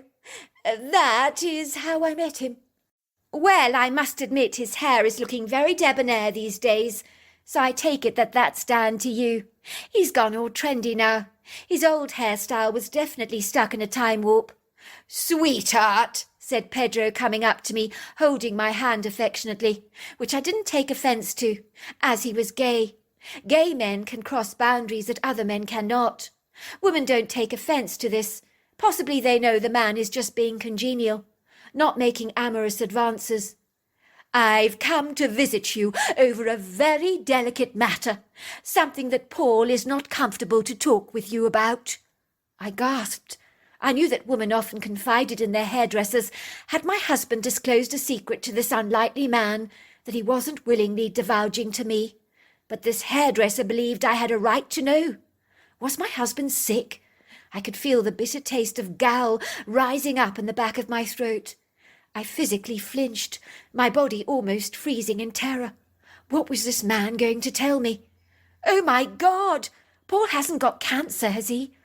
Oh, no! Whatever gave you that idea, sweetheart? Of course Paul doesn't have cancer. Your husband is as fit as a fiddle.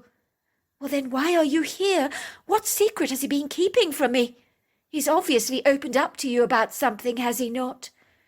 I'm going to take the bull right by the horns, tell you exactly as it is, for in my humble opinion you unequivocally deserve to know the truth.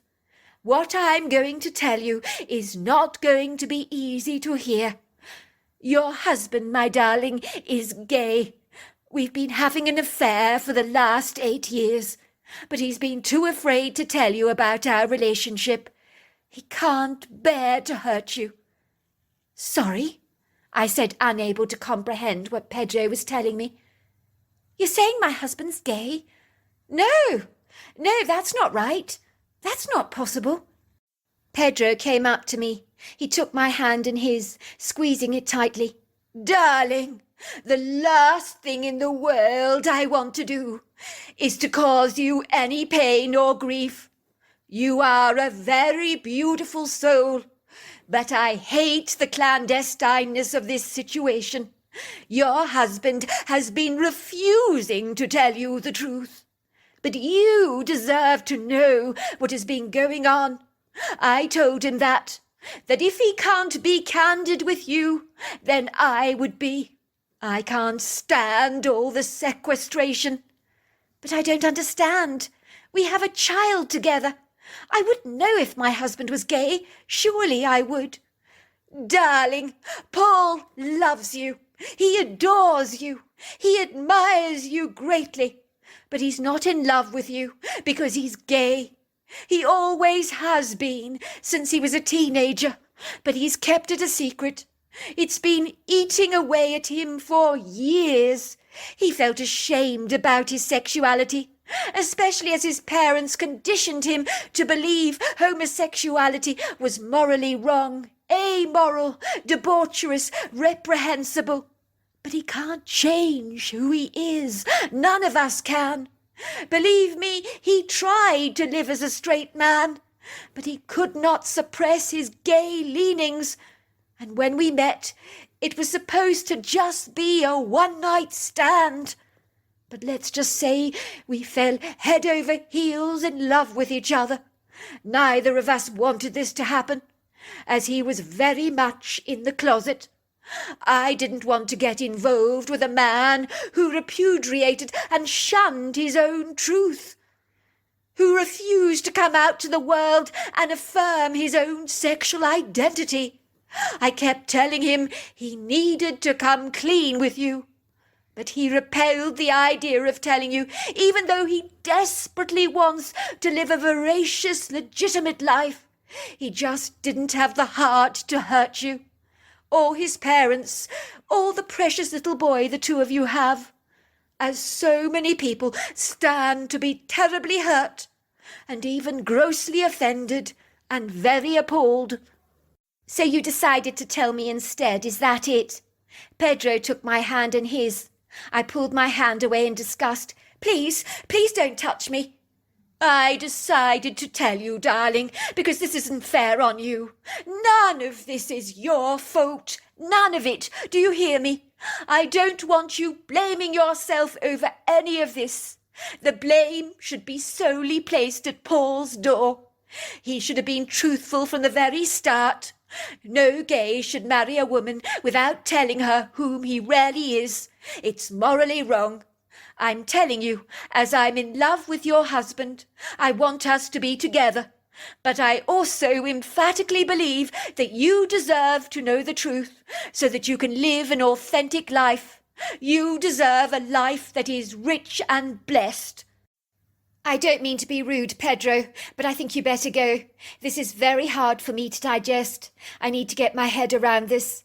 Absolutely, darling, said Pedro, giving me a hug, putting his business card in my hand, saying, give me a call if you need to talk, my dear. I'm a very good listener. I'm a great listener, actually. My clientele can testify to this. If you want your hair done, I would gladly do it for you free of charge, my darling. You deserve some pampering. I think your auburn hair would look so great with blonde and ruby red highlights. I will see myself out, shall I? I nodded. I sat there in my living room, drinking my wine, staring vacantly into space. I felt emotionally numb, almost as if someone had injected me with an anaesthetist needle, but left me wide awake. My emotions and feelings had been temporarily frozen, almost as if I was watching myself from outside of my body, looking down upon someone else's life with an indifferent detachment. I assume this is my body's way of dealing with shock, in order for me to slowly but surely begin to adjust to my brand new reality, and to acclimatise to it. I didn't cry or feel anything for a long while, but I stared vacuously into space, as if my impassive mind was otherwise engaged or occupied. When Paul came back from bridge, he walked into the living room, looking bewildered to see my expressionless face, empty, staring at nothing, with eyes almost glazed over like a dead fish. Is everything all right? Has something happened? Are your parents all right? What's going on? You're scaring me. I swiveled my head around so that I was looking directly into his eyes. Is it true? I asked him. My husband looked at me with his beautiful caramel-coloured eyes, the same colour of my son Dylan's. He paused for a moment, brushing his hands through his hair nervously. Oh, my God! Was Pedro here? I nodded. He told you? I nodded. My husband took me into his arms. I'm sorry, sweetheart. I don't know what to say. I never wanted to hurt you like this. You are the last person in the world I would ever want to hurt. Despite everything, I love you very much. I always will. You are the mother of our precious, beautiful boy. But why? I said, choking on my words. Why? I don't understand. I wish it wasn't true, sweetheart. I really, really do. It's a shameful secret that I've been living with for years. I hate myself for it. But why did I never know? I hid it very well, sweetheart, very well. So you never fancied me? You never found me attractive. I've always found you attractive, and I did fancy you. You're the only woman I've ever felt that way about. Other women I've never been attracted to, but for some reason you were very different. I've always found you beautiful, on the inside and out. And beyond that, you've always been my very best friend. I was a selfish bastard marrying you, you know, when I was gay. Pedro made me see that. It wasn't fair to put you through all that. I cannot apologize for that enough. But I want you to know I will always love you. As you can imagine, my whole life came tumbling down like a house of cards.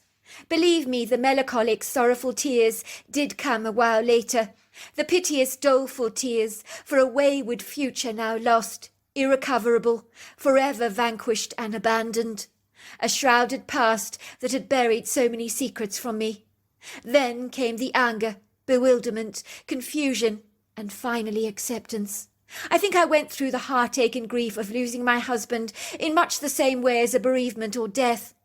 Despite everything, I couldn't hate my husband, nor his partner Pedro, who by all accounts was such a lovely, delightful person. But it took a long while for me to get my head around their formerly undisclosed relationship, to see them hooked up together. When I did, I couldn't fathom why I'd never realized my husband was gay. I had to accept the bizarre peculiarity of the situation for my son's sake. I didn't want there to be any animosity between us, for that would be very confusing and short-sighted for a young 10-year-old child who could not comprehend why his daddy was now living with another man. I chose to forgive my husband, and soon I accepted my husband and Pedro in my life, more or less as extended family. I regret to say that my husband's parents weren't quite so forgiving. They are now estranged from him, having wilfully alienated themselves from his life. They told him in no uncertain terms that they were bitterly disappointed in his lifestyle choices, and under the circumstances could not accept him as their son any more. They were completely and totally mortified. My husband's parents were, and consequently still are, affluent and wealthy. They sent me $3 million to start a brand new life, something which my husband Paul begged me to accept, and I did. His parents sent me a note, and with it they said, "There is no way we can make up for what our son has done to your life, but we hope this sizable cheque will offer you a measure of compensation. We are truly sorry for the predicament you find yourself now in. We extend you our deepest condolences and best wishes for your future." I had moved to Jefferson County, to a beautiful house in Windy Hills, in a gorgeous historic home in a green leafy neighborhood in northern Kentucky, along the Ohio River, close to Indiana's border. The street was lined with tall oak trees on either side of the road, while the houses were set wide apart, with generous sizable spaces between the properties. The house I had bought was a large 2.5-story square-shaped colonial revival home, painted in a light chocolate brown colour, with enclosed balconies from the upper and lower stories, supported by white pediments. There were large matching symmetrical long square wooden windows on the upper and lower stories, and a grandiose arched central front door, painted in red. A long sweeping stone pathway, framed by a neat line of red bricks, led up to the terracotta steps to the front door. I had fallen in love with the house from the moment I had seen it. I felt I was being welcomed by an old friend. It was as if the house was almost winking at me, saying, "Welcome home." I pretty much put in an offer for the place almost immediately with the agent, as I knew I had to live there. I couldn't risk gambling on the price. The open front yard facing the street was very pretty, with a scattering of trees, but our backyard was the pièce de résistance, as it possessed a long square manicured yard, fringed by a sizable woodgrove with hiking trails that formed the borders of our property, consisting of red oaks, maples, dogwoods, and serviceberries. I knew that my little boy Dylan would love the woodgrove at the back of our property, as what little kid did not adore playing around in the woods? The moment I moved into the neighbourhood, I was warmly welcomed to the area, especially by our most immediate neighbours on the right-hand side of us, who also had a little boy that was 10 years old, so he was Dylan's age, which was a remarkable blessing, as they soon became the very best of friends, hanging around together. They alternated between our two homes, and were often seen riding their bicycles down our street. Before long, I had settled into the community with a seamless ease. I had also made many likeable friends. Paul and his partner Pedro came to visit us regularly. We enjoyed some fun times together, while occasionally my son, accompanied by his newly acquired friend, would spend intimate weekends with my husband and his partner. I included them both very much in our lives, so my son began to easily accept the changes, with an ebullient, fluid buoyancy and a resilience that was so commendable. He even boasted to his friend Robert that he now had 2 fathers. It would seem that Pedro had almost adopted him as a son, and was constantly spoiling him rotten. Robert, the neighbour's kid, was tirelessly complaining to his mother Sheila that it wasn't fair, as Dylan had 2 fathers, so he got twice as many presents. Why didn't he have 2 fathers like Dylan? My son had asked me why Daddy was living with a boy now. I simply said to him, because they're best friends. My son had nodded, thinking that what I had said made perfect sense. I left it at that. Of course I was hurting, but I couldn't allow that to rob me of living my life to the fullest. Thankfully, I didn't need to explain to my inquiring neighbours why I was a single parent living without my husband, as what my boy had told his friend Robert had spread around the community faster than greased lightning. As let's just say in a small community, gossip is definitely rife. When Sheila, my next-door neighbour, popped around to see me one day with a pecan nut pie in her hands that she'd just baked, we both sat drinking tea together in my beautiful open-plan living room, with a large window overlooking the backyard, where we watched our children playing together, throwing balls for Sheila's 2 Weimaraners. She didn't pack any punches, but came out with it as bold as brass. "It couldn't have been easy for you, discovering your ex-husband was gay," she had said to me in no uncertain terms. "You must excuse me for being so tactless and so direct, but I'm always like this. I don't believe in pussyfooting around. I mean, what is the point in being so shallow and insincere? I mean, that's not what real friendship is about, is it?" "So you know about that?" I asked, looking at her in surprise. "Oh, darling, when you live in this part of the world, word travels around very fast. Social media is even slower than the local gossip. You'll learn that living around here. If you have a secret, you can't share it with anyone, as everyone will know about it in minutes." "As bad as that? I'm afraid so, darling. I hope you don't mind me smothering you with darlings, but that's the way I talk. My mother was born in England, you see, so I guess I picked it up from her. So tell me, darling, how are you coping? I mean, if I were to discover my husband was gay, out of the blue like that, I think it would tear me apart. I absolutely know that that is not the case in my circumstances.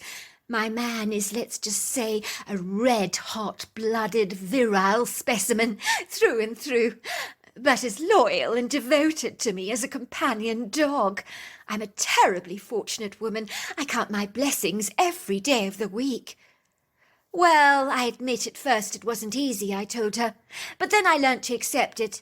Of course it came as a frightful shock to me." "Oh, I bet it did," said Sheila, raising a brow as she took a sip of her tea. "I mean, darling, there must have been something about your husband, surely, that made you question his sexuality." "No, not that I can think of. Not even one time when something very weird happened.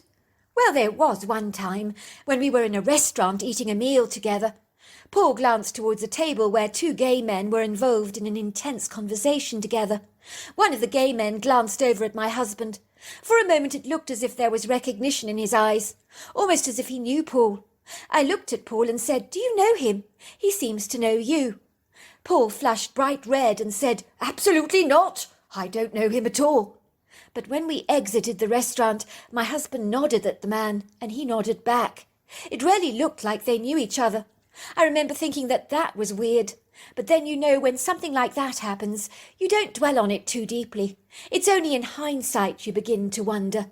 Of course, darling, those kind of things can be terribly subtle." As me and my friend were talking garrulously together, our 2 excitable kids came thundering into the kitchen, bringing along with them a trail of muddy footprints, followed by 2 rambunctious Weimaraners. "Mummy, Mummy, you won't believe what happened," my son said to me excitedly. "We saw a hairy man in the wood grove." Both me and Sheila exchanged exasperated looks. "Sweetheart, a lot of men are hairy. Now there's no need to be rude about it. For some men it can be a big problem. Do you remember your Uncle Eli? He had huge issues with excess body hair. It's a problem they refer to as hypotrichosis, otherwise known as werewolf syndrome. He had to visit a beauty salon regularly for waxing to get the condition under control. Do you remember how rude people were to him? People would stare at him, especially when he was on the beach in his trunks. Some people would laugh at him. They'd call him a gorilla. It was most unfortunate. My son looked at me in disappointment. I wasn't being rude, Mummy. Really, I wasn't. I was just saying he was hairy, that's all. He was looking at us. He threw some pine cones at us. Well, I don't blame him. I'd have done exactly the same if you'd been staring at me so rudely. Robert, were you staring at the hairy man? Asked Sheila, looking at her son indignantly, as if she believed he was guilty as charged. Her sheepish son evaded her stern looks by keeping his brown eyes guiltily focused on the floor. You were, weren't you?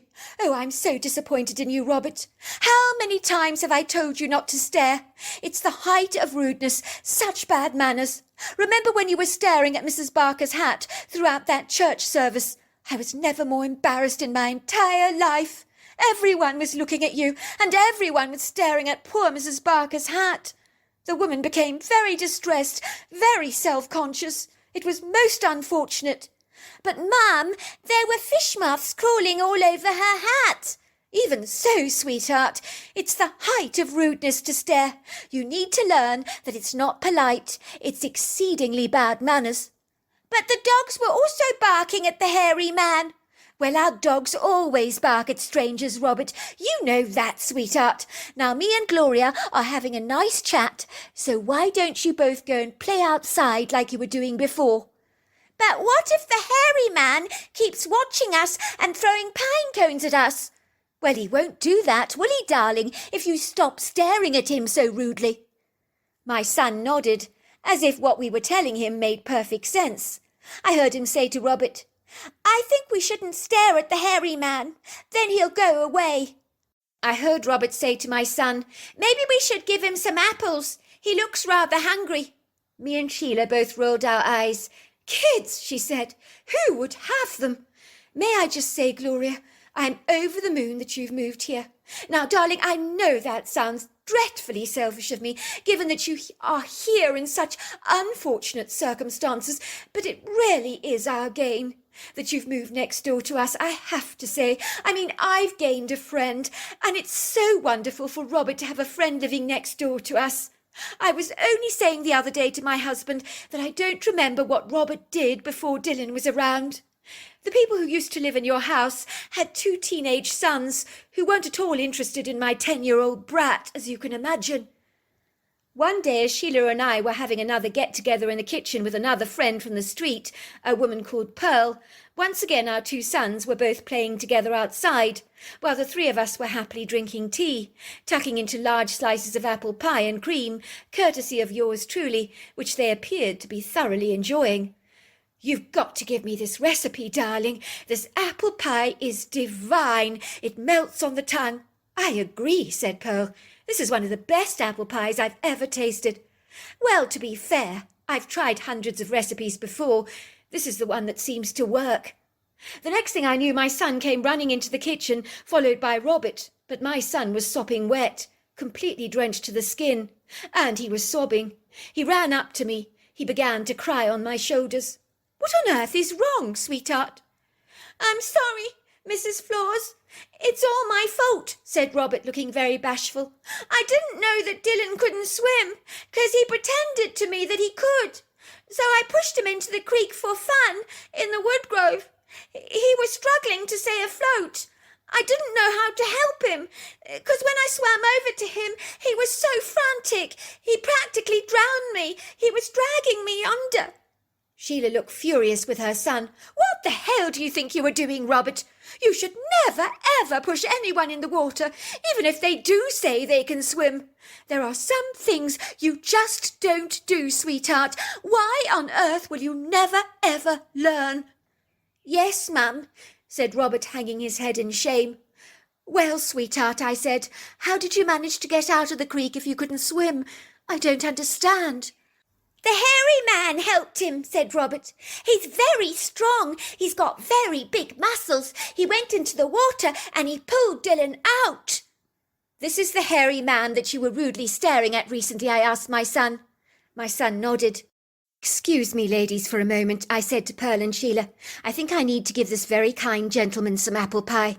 That's if he's still out there. I mean, the man possibly saved my son's life, so I definitely owe him big time. He's out there. I can take you to him, said Robert. I cut off a huge piece of apple pie, dolloping it with a plethora of cream, and told the ladies I wouldn't be very long. They were happily engaged in conversation, talking about the different teachers at my son's school. I followed Robert into the yard, as my son was getting changed into dry clothes in his bedroom. Do you think the hairy man will like my apple pie? I asked Robert in a nonchalant way. Well, I know he likes apples, said Robert. Good, I said, feeling quite pleased. I went ambling down the wood trail, and then Robert began to whistle. What you doing that for? I asked him. I'm calling the hairy man, he explained to me. He always comes when I whistle. Really, I said, thinking that this man must have a whole lot of free time on his hands to respond to a whistling child. He's coming, said Robert happily, when I heard a shrill whistle being returned. And that was when I saw a wet, dishevelled creature covered in long black hair gliding towards us. I was so astonished that I nearly dropped the plate with the apple pie that I was carrying. This thing moving towards us was not the kind of hairy man that I was expecting to see. This was a Bigfoot. How could the kids not know this, I wondered. I mean, he did look like a human being covered in hair, but he was titanic in size. At a guess, I would say he was easily over 6 foot tall, 500 to 600 pounds, and his hair was wet. It was easy to see his grey skin beneath that, revealing an extensive ripped torso. He was at the very least 3 foot wide across the shoulder area, possessing a low-slung pyramid-shaped head and a short neck. When the creature saw me, he became exceedingly reticent and took a couple of steps backwards, as if he was uncertain of me, not confident about approaching me at all. I was astonished that I was staring at this creature with gog eyes like a goldfish, asking myself if this could really be happening. I think my mouth must have been hanging open like a Venus flytrap. I was astounded by what I was seeing. Fear did not even enter the equation. I was suspended in a surreal state. It had seized control over my ability to react. I stood there while Robert was acting like seeing the Bigfoot was the most normal, commonplace thing in the world. I think he's a bit shy of you. It's all right, he said to the Bigfoot. She bought you some apple pie. He whistled again at the creature. The Bigfoot moved cautiously towards us, looking ever so reticent and self-effacing. But as soon as he saw the apple pie on the plate that I was holding out towards him, his confidence escalated. His twinkling brown eyes, the colour of buttered caramel, brightened, while his nostrils twitched. He could smell my apple pie on the plate. He looked excited about it.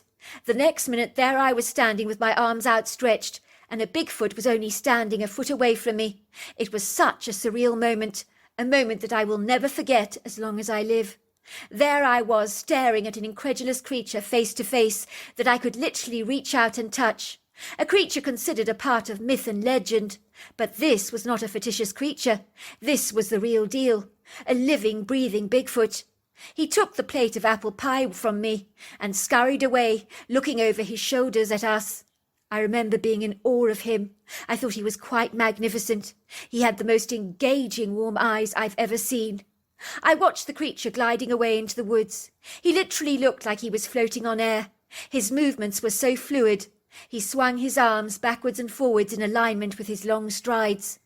I think he likes you, said Robert proudly. I told you he would come. He's a jolly nice man. Even my dogs like him. Sometimes he throws a ball for them. Benji keeps bringing the ball back to him, and he throws it back for Benji again and again and again. He's very nice. When I returned to the kitchen, Sheila and Pearl were talking about school fees, looking up to see me entering. Sheila asked me whether the hairy man was enjoying the apple pie. Why do you call him the hairy man? Asked Pearl in surprise. Oh, because he's a man with a lot of hair, said Sheila. Were the boys exaggerating about how hairy he was?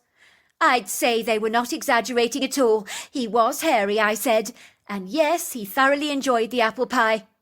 It was in that moment I firmly decided I wasn't going to tell anyone about the Bigfoot. I knew word would travel around here too fast. The Bigfoot could be hounded by curious people eager to have a look at him. As far as my son and Robert were concerned, this was just a simple hairy man. They didn't know he was a Bigfoot. I was pleased to know he was out there in the woods. I knew he'd watch over our children better than we ever could. He had already rescued my son from the creek. So for the next year I would give the kids apple pie and other treats to give the Bigfoot. He'd often return my plates, covered with summer berries, as his way of saying thank you. I think the children grew very fond of the hairy man. But one day Robert and my son Dylan said that the Bigfoot came to them with his girlfriend, whom they called the hairy lady. They told me he seemed very much in love with her. "I think he's going away with her," my son told me. "He was pointing in the distance. He patted me on the back. It felt like he was saying goodbye to us." Both boys were very upset, but I reassured them that I was sure he would come back soon. It's been 2 years, but we're still hoping they might return one day. So there you are. That's my story. Dear Sarah, and all your lovely listeners, this fantastical, unprecedented story that I am about to share with you and your listeners, I am almost certain you will believe is far-fetched, incongruous, and beyond belief. But sometimes the most extraordinary things in life indeed are unambiguously true. If my incredulous story is anything, it is prodigiously extraordinary. I am in no doubt that you will listen to it and think, surely this cannot be. I do not concern myself with those of you that may have irresolute reservations or umbrage in regards to my stupendous arresting account. As at my advanced age, I sincerely do not care about those kind of things at all, such as vacillating skepticism or dubious unbelief, for it is of no consequence to me whatsoever if you believe my implausible story or not. But I will tell you this, it is unequivocally true. When I was a little girl, those kind of things mattered to me an awful lot. I hated it when my parents' immediate compunction would be to doubt my integrity, or to blatantly dismiss what I had to say out of hand. But then, all things considered, maybe this was because my parents lacked integrity. How could they then, in every regard, believe others possessed what they so clearly lacked? It's like someone who's inclined to pilferage. Such a person finds it difficult to believe that others do not do exactly the same thing as they do, for their behaviour makes perfect sense to them. It would seem age has a wonderful way of removing those stifling, oppressive inhibitions that youth can confiscate from us all too easily. You get to a place in your life where what others think of you is inconsequential, exiguous, and negligible. You also find that the things you sought after so much in your former young life, like money and material gain, no longer hold as much of a bewitching allure for you as they did when you were younger. Of course, we all need money. I don't dispute that for a second, but I am content with having more than enough, for excess is of no real significance to me.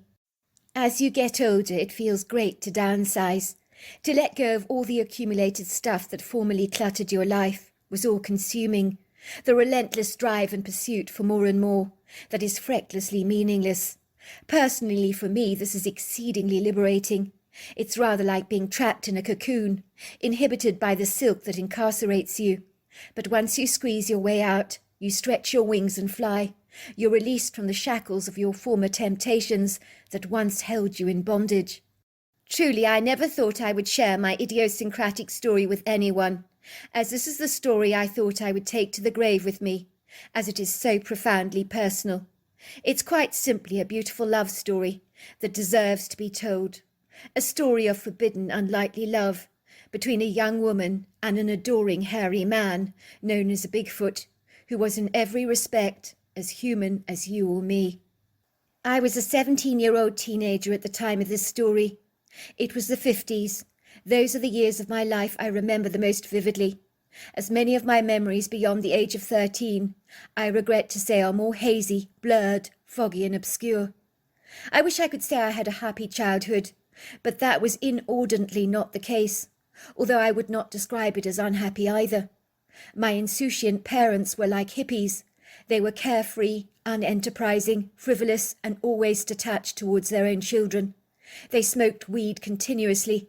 They took drugs and consumed a plethora of alcohol.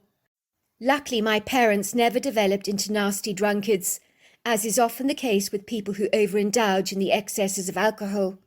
Even though it was the 50s, it was more like the swinging 60s had arrived in our home, a decade too soon. I was used to walking over a sea of bodies in our living room on a regular basis, rather like the airport lounges in Dubai, when you trail your luggage across carpets of people sleeping everywhere, awaiting for connecting flights. For indeed, beyond question, our cosy living room would look like an unsightly spectacle, as my parents, along with a few of their drunken, like-minded friends, would be dossing on the floor. Invariably dirty dishes were strewn all over the place, along with empty bottles of beer or spirits tossed haphazardly over surfaces, while the skunk smell of cannabis, with its notes of lemongrass, pine, fire and wood, impregnated the air with a cloying stench that was not always pleasant to my young nose. It was a potent smell that embodied itself in the walls, the carpets, the curtains and bed linen in our home. When I was at school, my school clothes stank of weed. It almost landed me in a heap of trouble with the principal of our school, but thankfully I assured her that my father was the guilty party. She thankfully chose to overlook it. I would often glide through the living room, like an aggrieved parent, cleaning up after a bunch of spoilt, petulant brats, with a bin liner in my hand, as I would pick up the mess after my parents. My parents would lie there fast asleep on the couch, oblivious to anything that was going on. I would throw away the beer and empty bottles. I would busy myself washing dishes, doing laundry, and often cooking, so I soon learnt to be self-sufficient and independent. My parents even sent me off on a cookery course so that I could cook for them should the need arise, as often they were too wasted to be able to take out a pan and pot. I never minded doing the cooking, for I had acquired a very useful skill. It seemed like the roles in our household were reversed, as my brother and I quite literally took on the parental roles, which is quite bizarre, but that is exactly what happened. I wish I was joking, but I'm absolutely not. Believe me, you'll be surprised about the clandestine secrets that occur behind closed doors of many people's lives, for sometimes reality is stranger than fiction. There were times there would be no food in the house, if my parents were too legless and half-cut to go grocery shopping, so my brother and I would fill up the fridge, order groceries to be delivered to our home by the grocer. He was a very nice man called Brian Fairweather, who owned a grocer's shop in town. I always remember he delivered the stuff we ordered on the telephone by bicycle with a basket. We had an ongoing account with him that we paid funds into every month like clockwork. Suffice to say, I didn't grow up in an impoverished lifestyle, as my affluent parents were exceedingly privileged. They had money, and lots of it. Maybe that was the quintessential problem. Do they not say the devil makes work for idle hands? No truer word was ever spoken. My father had inherited a sizable fortune from his dad, who had died prematurely, so he didn't need to work, and neither one of my parents ever lifted a finger a day in their lives, which was an awful pity. It may have redeemed their lives, given them a purpose to strive for. My parents, who should have been responsible adults, taking care of me and my brother, had very little interest in us at all. In a way, we were surplus to requirements. The unfortunate mistake that occurred by a random licentious act of nature that just was. I am heartily grateful that my mother was way too slothful to get an abortion, for it was possibly an inconvenience she could well do without. My parents were swept away by the beguiling attraction of a me, myself and I attitude, so they cared little about our coming and goings. So consequently in our young lives there were no rules. They were not the kind of parents that would visit our school for parents' evening to find out how we were progressing in our studies, or interested enough to watch you taking part in the school sports day. They weren't inspired by the tedious monotony of daily life, for they lived in an altered state of reality, under the influences of drugs, with the inevitable highs and lows of being intoxicated. I think no one ever found out about my parents' encumbrances, as they were masterfully masked by the money that covered the costs of our schooling and everyday requirements.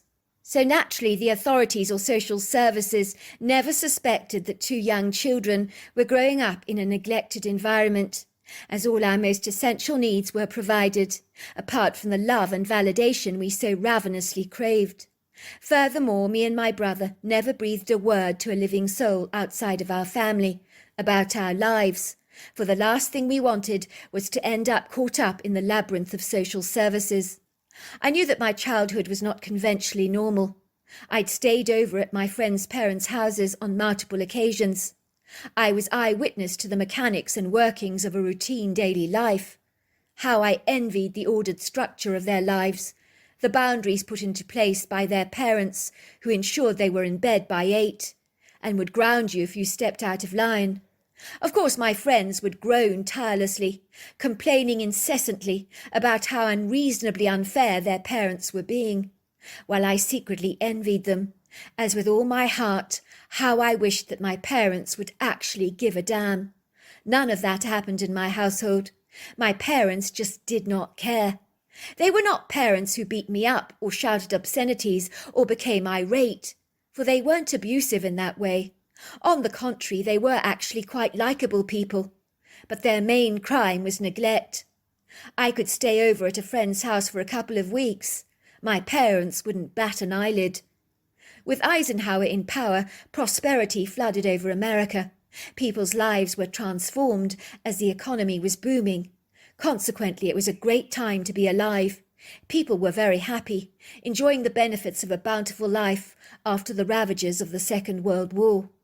Growing up, my family lived in a stunning 2-story granite beach house that was painted a grey-blue with colonial influences to the home, like the white pediments and balconies on the upper and lower elevations of our house, along with large white square windows that overlooked magnificent ocean views. Our house was nestled on a large square of sumptuous bright green turf that graced the top of a high rocky incline on the Oregon coast. It was in a remote spot on the edge of the peninsula. You could be forgiven for thinking there were no houses around for many miles, but there was one obscure home further along the coast on the right, and then the houses would scatter more frequently until they fed their way towards the local town. People barely ever walked as far down the coast where our house was situated.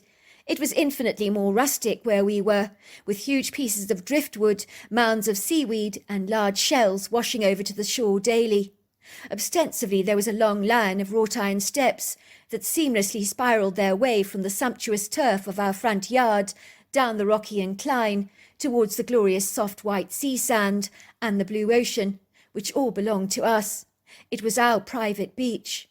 Fortunately, our home was protected by the wind by a plethora of trees, such as towering maples, red alders, cedars, crab apples and spruces, as it did get quite windy from time to time, but the summer temperatures were always pleasant, in the 60s or 70 degrees, which was comfortable. In those days I gravitated towards the sea. I loved to dart around the rock pools, examining the animal life that was so diverse and intriguing.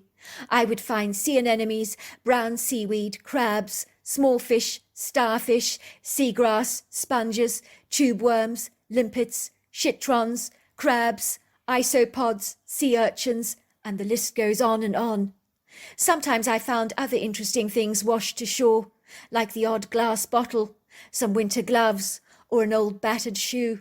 I would lift my skirt above my knees as I paddled into the water. Sometimes a fortuitous wave would saturate me with sea spray so that my wet clothes would cling to me like soaking rags.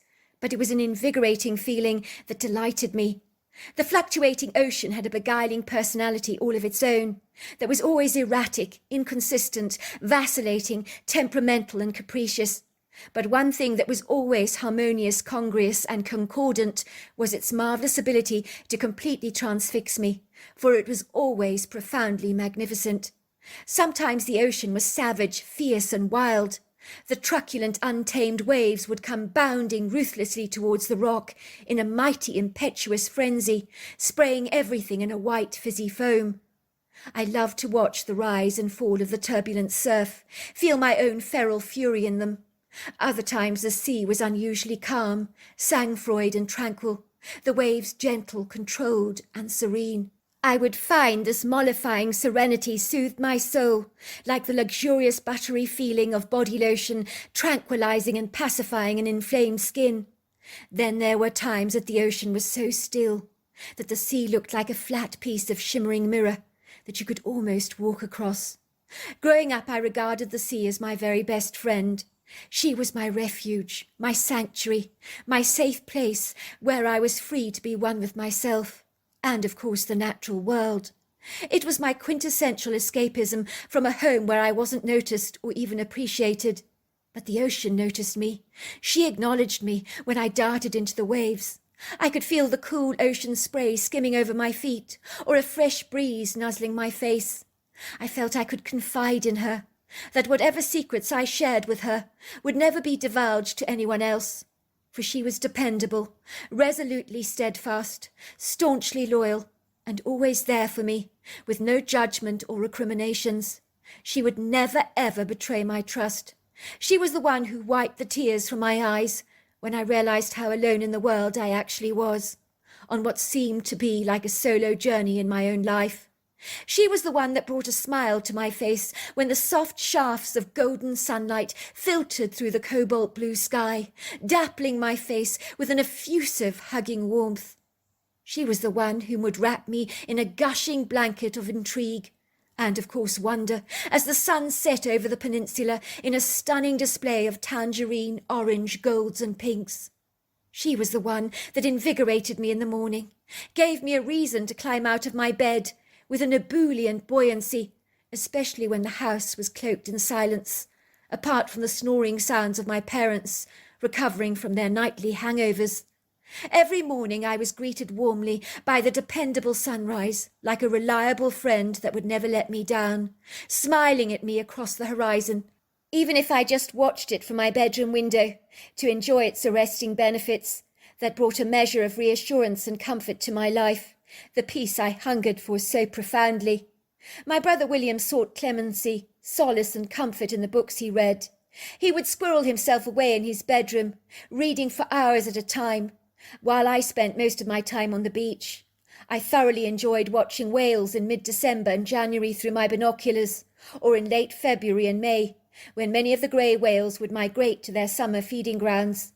There were times I had seen bottle-nosed dolphins skimming the surf, while the seagulls I saw very regularly soared into the sky with outstretched wings, often squawking loudly, especially when they saw me around, as I often took my sandwiches to the beach.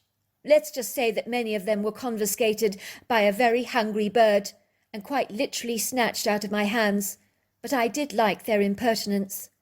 My story begins when one evening my parents were passing around their cannabis that they were rolling up in cigarettes and smoking with their bohemian friends. My mother was blowing out mists of white smoke from her pursed, puckered lips in the living room, seated in a circle, with her legs crossed on a large Moroccan colourful cushion, on the carpeted floor, next to both of her friends. My mother looked up at me through her bleary, intoxicated blue eyes, that were so often bloodshot, in the sunken hollows of her pale, rather wilted-looking face. "Why don't you come and join us, love? How about a puff?" My mother was eager for us to engage in her lifestyle choices, which we shunned. I wrinkled up my nose in disgust. "No, I'm fine, Mum, thank you very much." My mother giggled. "She's so prim and proper, my daughter. A goody two-shoes," she said, giggling. My mother was a fragile, thin, wafer-like woman, who looked like she could be blown over by a heavy wind. Unfortunately, it was her lifestyle that had emaciated her so badly, robbing her of the feminine curves that had once made her a pretty woman. But she wasn't attractive now. She was like an old rose dying in a vase, the petals on the edge becoming brown and frayed, the bud beginning to dry out, for she wasn't a picture of a glowing, healthy woman at all. She looked older than her 40 years, as her substance abuse had sucked out her health like a ravenous, blood-sucking leech, while the treacherous telltale signs of aging were pronounced and very prominent around her mouth and eye areas. Her delicate white skin looked like fine paper covering a skull. Her blue eyes were like sunken hollows, surrounded by black moons, while her dull hair hung limply around her face. My bedraggled father was not much better. He wasn't immune to this bodily decay either. He was so underweight, looked frail and delicate, like a sickly man in his 80s, when he was only 41 years old at the time. Go on, love. How about a puff? It'll do you good. You're so wound up. I told you, Mum, I'm absolutely fine, I said, sighing with exasperation. I think I'm going down to the beach. She's going to the beach, said my mother as if I'd said something terribly funny. She's going to the beach, repeated my father, and everyone laughed. Then they did what they always did remarkably well. They simply ignored me. My brother was tucked away in his bedroom. Fancy coming for a walk with me, Clark? I asked him. My brother Clark was a handsome boy with blue eyes, a mop of blonde hair. His skin was fair, but if he spent any time in the sun, which was almost never, his skin would become golden. My brother always got straight A's at school and distinctions for English, as he was a consummate reader. We had an incredible friendship, for in our household it was us against the world, a united team, so we were incredibly close. But while my brother appreciated the beauty of the sea views from our home, he barely ever engaged in outdoor pursuits. He looked up at me from a book. Sorry, sis. I've got to a very exciting part in my book. The woman has just been murdered. There are 3 suspects, but my money's on the cook. She's as guilty as hell. I think she put some poison in the food. And he was about to continue, but I found it so boring listening to him droning on about the book he was reading. My brother was big on stories involving murder and steeped in mystery. Enjoy, I said, not wanting to listen to him any further. I don't know why I ever asked him to join me for a walk. He rarely ever agreed to accompany me to the beach. Presumably he was addicted to his books, as much as I was to the ocean. As was always the case, I could feel my heart lifting as I trotted down the sweeping steel staircase towards the beach, with a little lantern in my hands. I smiled happily to myself as I breathed in the fragrant, fresh, crisp air, tasting its saltiness on my tongue. It was a glorious night. The soft shafts of moonlight caressed the blue ocean in a shimmering ethereal light that twinkled across the water in a silvery sheen. I could hear the crashing sound of the feisty waves thrashing against the rocks, pounding them with a forceful appreciation. There was a soft breeze blowing. Some of the trees that fringed the edges of the coastal sand were swinging their boughs in the wind as though they were dancing. I could hear the reassuring sound of the crickets and frogs serenading the night with their pleasing chorus. I ran towards the water, my feet anointed by the cooling spray of the surf. I walked along the edges of the water, watching my footprints being filled with water as the waves swept forwards and backwards. I picked up a few shells, skimming them across the water, something I always enjoyed doing. All of a sudden I got the peculiar feeling that I was being watched, which was rather odd, as this was our family private beach, so no one should be here. It was rather rare to get a stranger loitering around the beach. But to be fair, it had happened a couple of times. On one occasion a group of teenage girls had camped out on our beach, but we had turned a blind eye to the trespassers. Another time a drunken vagrant had been seen walking across the sand. The very next day his deceased body was discovered washed to shore. But that's a whole nother story. On this beautiful evening, under the canopy of a pretty night sky, bespeckled by clusters of silvery stars and an ivory moon that caressed the sky in a generous, delicate light, I couldn't shake off that feeling that something or someone was staring at me. That was when I saw something separating itself from the rock. At first I thought it was the rock, until it isolated itself from the structure. Whatever it was appeared to be gliding towards me very gracefully, swinging its arms and legs as it neared its approach, until it stopped only yards away from where I was standing. That was when I saw him. But what was he? He looked human, only he was covered from top to toe with long flowing dark brown hair. He was about 7 foot tall and 500 pounds, with a densely muscular body and a very human-looking face. My heart began to race, for he was so beautiful. I found my blue eyes being locked into his golden brown gaze. He had the most exquisite eyes I've ever seen. It was like an instant, powerful attraction, of which I cannot describe. My heart began to flutter with butterflies. I felt tingles ascending and descending up and down my spine. I had never felt this euphoric floating feeling before. I had heard all about it in romantic movies, of course, but I had never experienced something like this for myself. I know the creature felt it too. It was a feeling like nothing else I have ever experienced in my entire life. A magnetic, electric, palpable, physical attraction, over which I had no control. I had a longing to reach out and touch him, to run my hands through his silky hair. The creature sat down on the soft beach sand.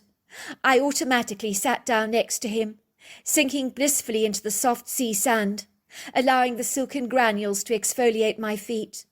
We both sat there staring at the ocean, saying nothing, until the creature grunted approvingly. I whispered back to him, "Yes, it is so beautiful, really beautiful.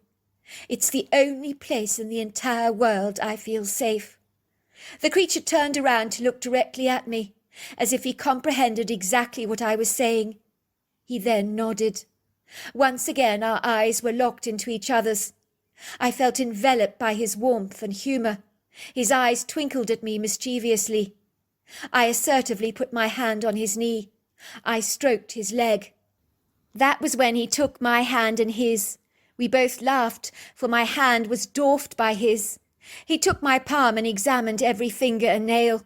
Then he put my hand on the edge of his mouth and began to nibble it gently and tenderly, all the while looking at me with adoring eyes that made my heart melt like butter. I knew if he wanted me, I was all his, for I could feel myself surrendering to him, like the rocks surrender to the ocean spray, for they cannot stop what nature has inspired. The nerve endings in my body began to tingle as he touched me. He then licked my hand like a popsicle, which made me giggle. It was my turn to examine his hand. I took his hand in mine affectionately, playing with all his fingers one by one. Each one of his fingers was like a pork sausage in its size, with a flat nail bed. His hands felt warm and strong, and holding them in mine made me feel connected to him. It was like I never wanted to release my grip. We sat there watching the ocean together, my head resting against his shoulders, while his long arm tenderly stroked the sides of my arms. It didn't feel like I was in the presence of an animal at all, but in the presence of a virile masculine man, built like a Greek god, covered by hair, a human with remarkable intelligence, incredible charm, undeniable attractiveness that had completely seduced my heart. Even when we parted company for that evening, we both knew we would see each other the following night, for there was a fire that had started between us, a fire that could not be put out or tamed. I remember skipping back home that night, knocking on my brother's bedroom door. "Clark, Clark, are you awake?" He was sitting up in bed still reading, completely gripped by his story, and was momentarily annoyed by my interruption. "What's up, sis?" he asked, frowning. "You look rather pleased with yourself. You're positively glowing, in fact. What's happened?" "I've met someone," I told him.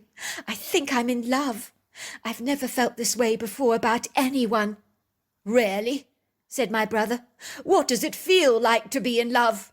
I've read about it in books, but I've never experienced it for myself." "Electric tingles all over my body, like I'm drawn to touch him all over, that I have a desperate need to be with him all the time. But I have to restrain myself. Women aren't supposed to be physically assertive or direct, are they? But I have this insatiable magnetism for him. I've never felt this way before about anyone. It's like the addiction our parents have with drugs. It's like I can't help myself." "You've got it bad. Who is he? Where did you meet him?" "On the beach. He's so handsome, but completely different to your average man. Exceedingly different." "What do you mean by that?" "Well, he's 7 foot tall. For a start, he's covered in hair, but he's definitely still human." "Sis, is this one of your weird, warped jokes? Because if it is, I'm not laughing." "No, I'm being serious," I told my brother. And so began the most unlikely relationship, an inspiring, galvanizing love story between me and an anomalous creature called Onokona, which he told me means white owl. I only learnt later on in life that Onokona was a Bigfoot, but to me he was the quintessential love of my life. He was the man of my dreams. For in my eyes he was no different to any other man physically, with the exception of being a gentle giant covered with hair, with an undeniable wisdom, discernible intuition, incredible inquisitiveness, and awe-inspiring emotional intelligence. From the moment I met him, there was an electrifying, gripping passion that stirred between the two of us like a huge wind blowing over the Atlantic, with a feisty speed that could not be quashed. With Onakona, I found an immaculate, blameless, untamed love that was non-judgmental, unconditionally sincere, beautifully unspoilt, pristine, like nothing I'd ever known in my life. It was like graduating from eating bland food all your life and then eating a delectable mouth-watering meal, more delicious than anything you've ever tasted before. You cannot forget those vibrant new flavours that override the positively inferior. I had longed to be loved, with a pure, untainted love like this, an unselfish, enduring love, as acceptance, approval, and validation from my only family was never forthcoming. For no one in my life had ever loved me like he did, for his love was passionate, deep, unfeigned, generous, sincere, tender, and ever so gentle. I loved to hold his huge hand, or rest my head against his powerful gargantuan shoulders. He would run his hands affectionately through my long blonde hair. He would even braid it from time to time. There were times he would envelop me in his overlong, substantial arms, holding me so close to him for ages, as if he never ever wanted to let me go. He made me feel like the most treasured, valuable thing in his entire life. He smelt like the ocean. I could always detect the salt in his hair. He was so mighty, so titanically big. I felt tiny when I rested my head upon his chest. I could hear the rhythmic beating of his heart, the rise and fall of his chest. We would sit on the soft sea sand together, entwined in each other's arms, watching the waves gliding across the sand, or beating against the rock with a vigorous white spray. We appreciated watching the sun setting over the peninsula. It was all so transfixing. It was nirvana. Onakona would say Ozda, which means very good. He spoke an audible language, but although I could not comprehend the words, that was not significant, for the communication between us was better than words. He knew the thoughts in my head, the workings of my mind, like a car engineer might understand the mechanics of that perplexing aluminium carcass. Onakona often spoke to me in my mind. I grew to communicate with him telepathically, which means you don't have to use your mouth at all. The words he whispered into my mind like a cool, invigorating breeze, or a soft flowing brook, as they were easily discernible and very perceptible. Sometimes he would put me on his shoulders. Running through the surf, we would get completely soaked. I'd kill myself laughing, tugging and pulling at his hair, nearly falling over in my rapturous delight as I laughed so much. But he always clasped me tightly, mindfully aware that I was not as agile and resilient as he was. Onakona loved it when I laughed. He began to imitate my laughter. There were many things I did that he affectionately imitated, as that was one of the ways he expressed his love towards me. Sometimes his imitations were so hilariously funny that I would laugh so deep down in my belly that it would tug and pull at my muscles because I'd never laughed that much before. So much so it physically hurt, as if my internal muscles were physically working out at a gym. Onakona could imitate songbirds, seagulls, dogs, cats, and so much more. He could whistle like a pro. He found it inconceivable that I couldn't whistle. He tried to teach me, but his assiduous efforts failed in vain, for try as I might, I couldn't whistle at all. We would explore the rock pools together, examine the ocean creatures. Sometimes we would gather shells, some that I still own today, for he collected many for me. We would place them against our ears to hear the ocean. I would often bring picnic baskets to the beach for us. Onakona absolutely adored bacon and maple syrup on brown bread.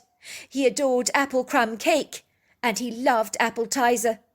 Our love was hot and passionate, but Onakona was a gentle, attentive lover who would make other physical expressions of love seem clumsy and chaotic, but his love was seamless.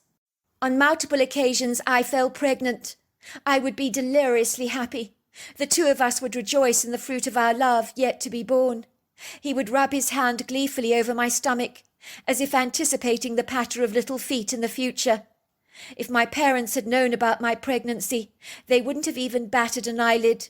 Unfortunately, my pregnancies never went beyond the first trimester, as I would miscarry over and over and over again.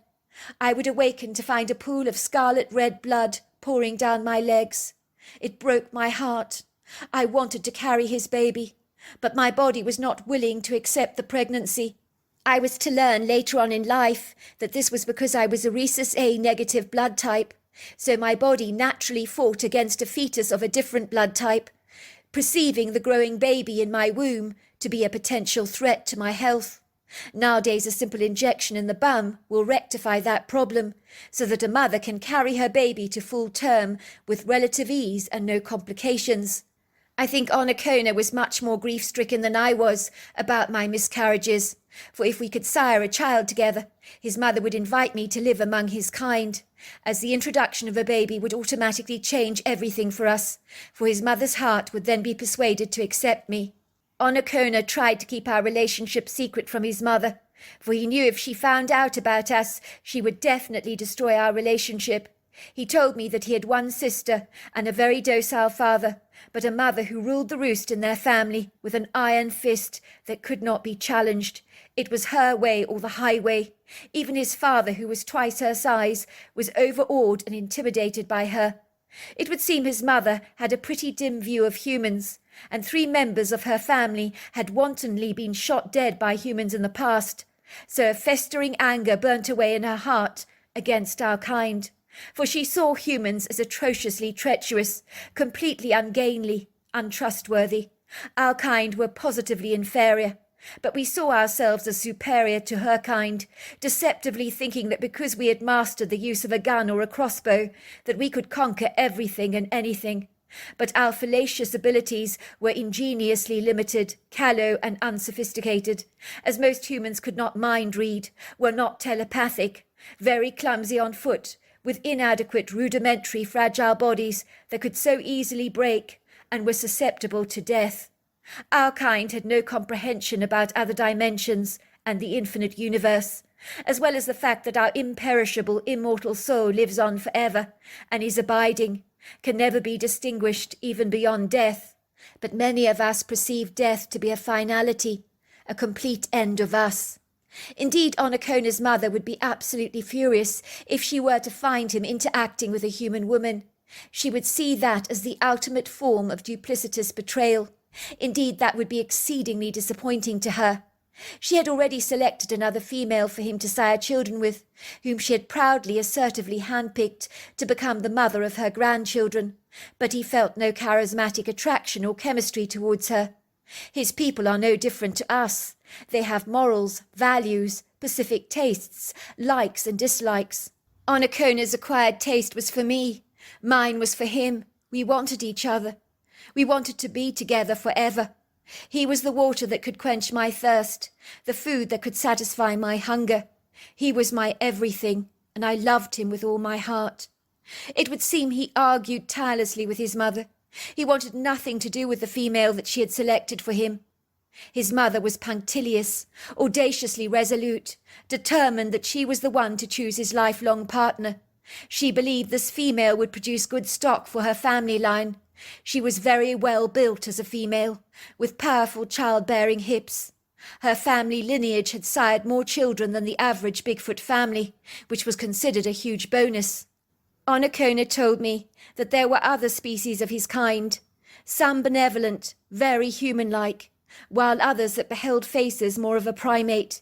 Those were the ones inclined to greater violence, but most of his kind were peace-loving, very intelligent beings. One day me and Onakona were to find that our love would be ripped apart from us, when we were walking along the beach together, hand in hand, gazing lovingly into each other's eyes. Then we saw her. His mother came gliding towards us. Our cover had been blown. Our secret was out. Onakona's mother was tall and lanky, with huge hips and oversized, full, pillowy breasts. Her anger was all-consuming, like a dark storm cloud brewing over the horizon. She was like the lightning flashing across the sky, inflamed by an untamed, contemptuous fury. She stared at me through dark treacle eyes that were hostile and irate. She stood next to her son, talking to him in a stern, incensed tone of voice. They spoke together, arguing backwards and forwards over and over again. Onokona tried to fight for our love with all his might, as if his life depended on it. But his mother was unyielding and uncompromising, like a solid brick wall. She saw Onokona's interaction with me as the ultimate betrayal, for he had condoned what humans had done to her family line by cavorting with the likes of me. Onokona told her to forgive, to let it go, not to tarnish all humans with the same brush.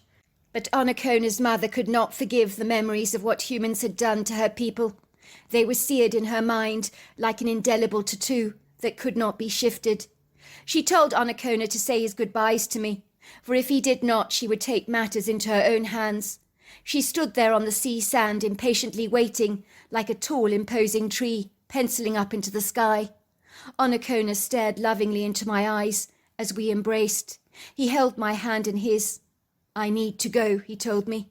"We can be no more in this lifetime, for if I betray my mother, she will surely kill you. But you are mine forever. When you watch the sun rise over the valley or set on the peninsula, know that I am always with you, that you are wrapped in my love. When you watch the ocean waves crashing against the rocks, you see the white foaming spray. My love is in that spray. For wherever you are, my love will remain with you always. For you are mine forever, and I am yours. When you think of me during the day, it is no accident. It is me affirming my precious love to you. For even if we cannot be together in this lifetime, I will do everything to ensure that we will be together again in every lifetime." I cried as I clung to Onokona's body, the salty tears pouring down my face, the ache in my heart so unbearable that I felt as if every breath had been squeezed out of me, for my heart was broken, for without him I was incomplete. "No, no, please don't go." He turned around, with his mother glancing over his shoulders, his eyes filled with grievous sorrow. And then he was gone.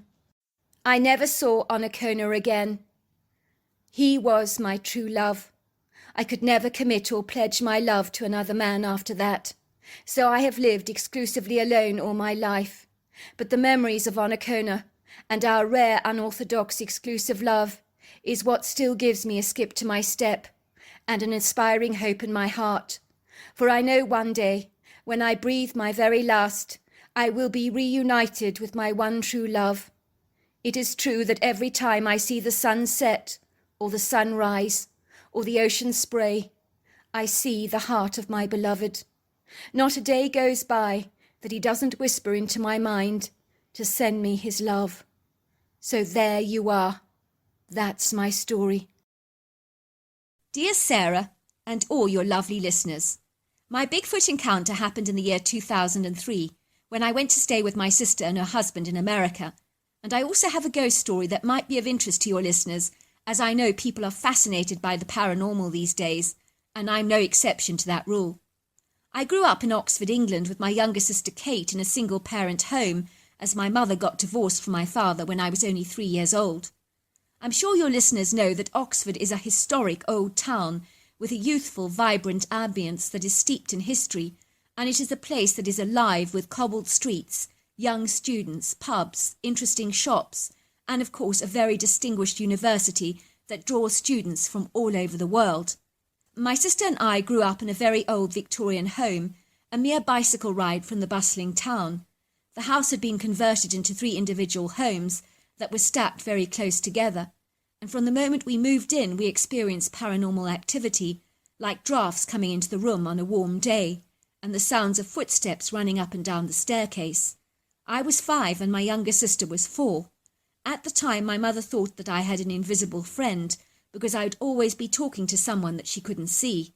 I would play for hours with a little girl wearing a white dress with a green sash around her waist and white shoes. All these years later, I remember her so very clearly. She told me that her name was Susan Price and that she had died from falling down the large wooden staircase in our home. I remember thinking that this dead friend of mine was as real as a living being, because even though it was strange she could just vanish in a flash of light, like a light switch being turned off, it would always puzzle me that my mother could never physically see her. When my sister Kate turned 5, she also started to play with little Susan, and also remembers the experience almost as vividly as I do. She recalls waking up in the middle of the night to see Susan sitting at the end of the bed, wanting to play with us. It would seem that the little girl never got physically tired, nor did she ever get any older. One day my mother was washing dishes in the kitchen sink when she thought she saw a 5-year-old girl swinging on my swing set out on the lawn with one of my white teddy bears perched on her lap. My mother wondered who this mystery girl was and what she was actually doing in our yard, so she went outside to talk to the little girl and ask her where her mother was. Not for a moment did my mother consider that this girl was not real, but she did think that the dress that the girl was wearing was incredibly fancy. As she approached the swing, the little girl seemed to fade and then suddenly dissolve before her eyes, like a water bubble that floats in the air and then pops and then is finally gone. She could hardly believe what she'd actually seen, and she thought her imagination was playing tricks on her. And then she saw my white teddy bear that had fallen underneath the swing set, and it appeared to be moving.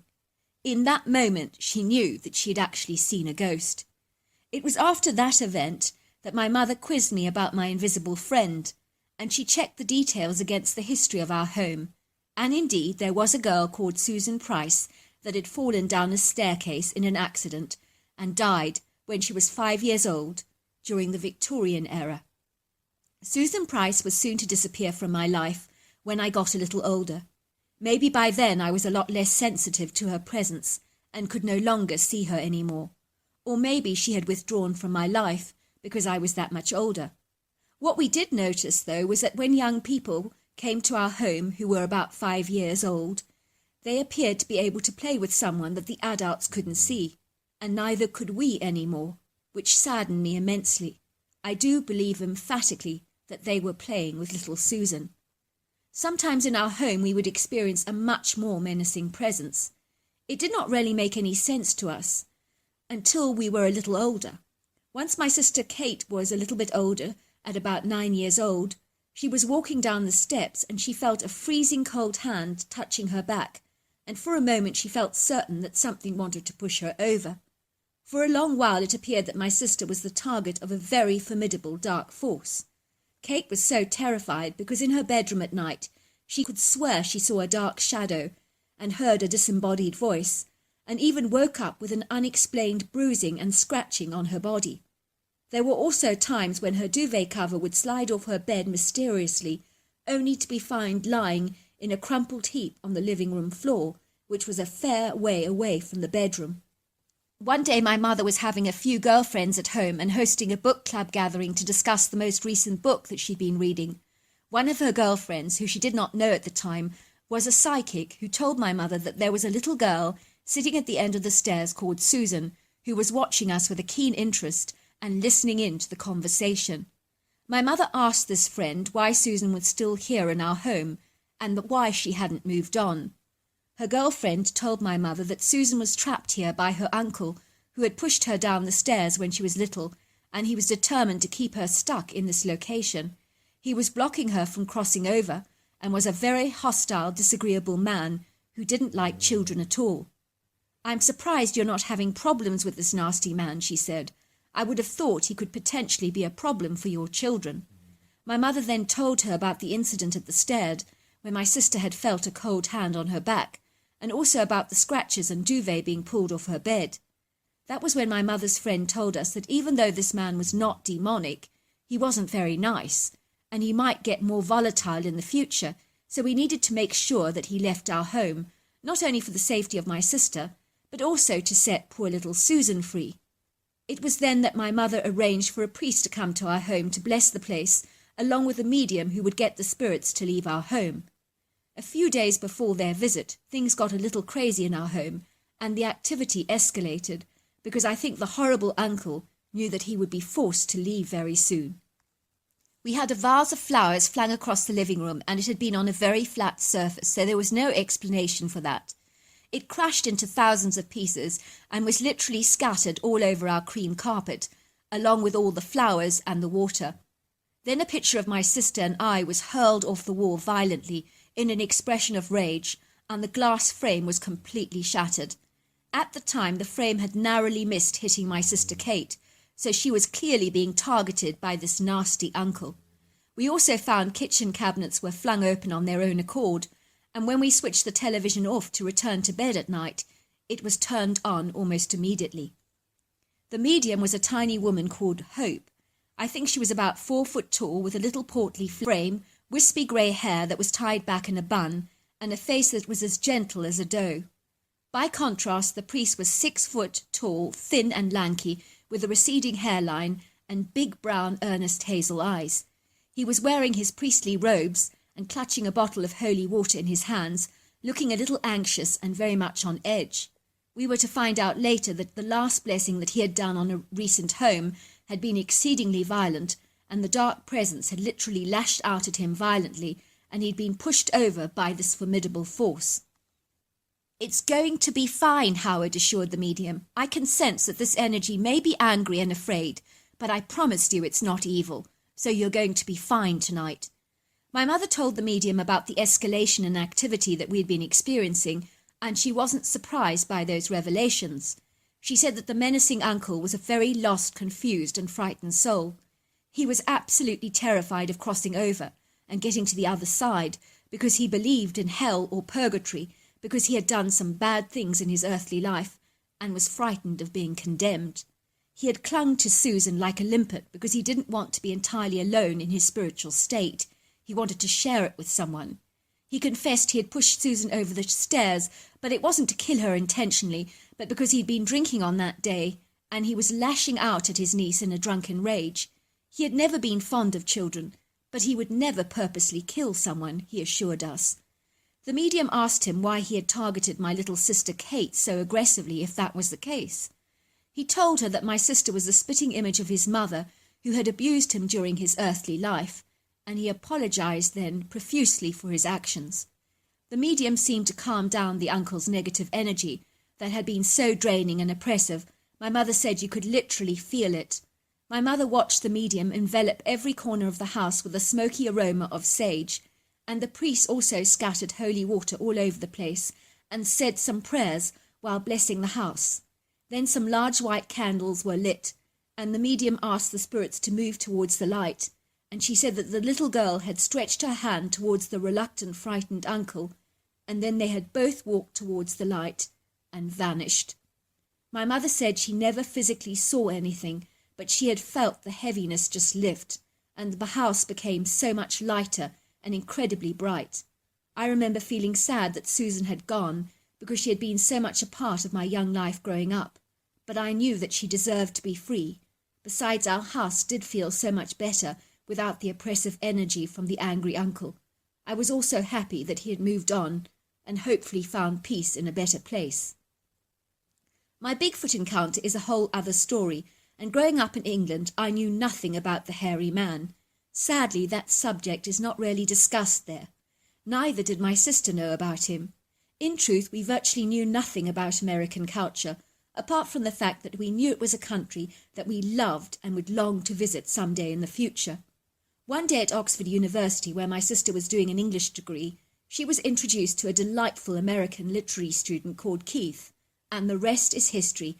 They fell in love, got married, and then both moved to America.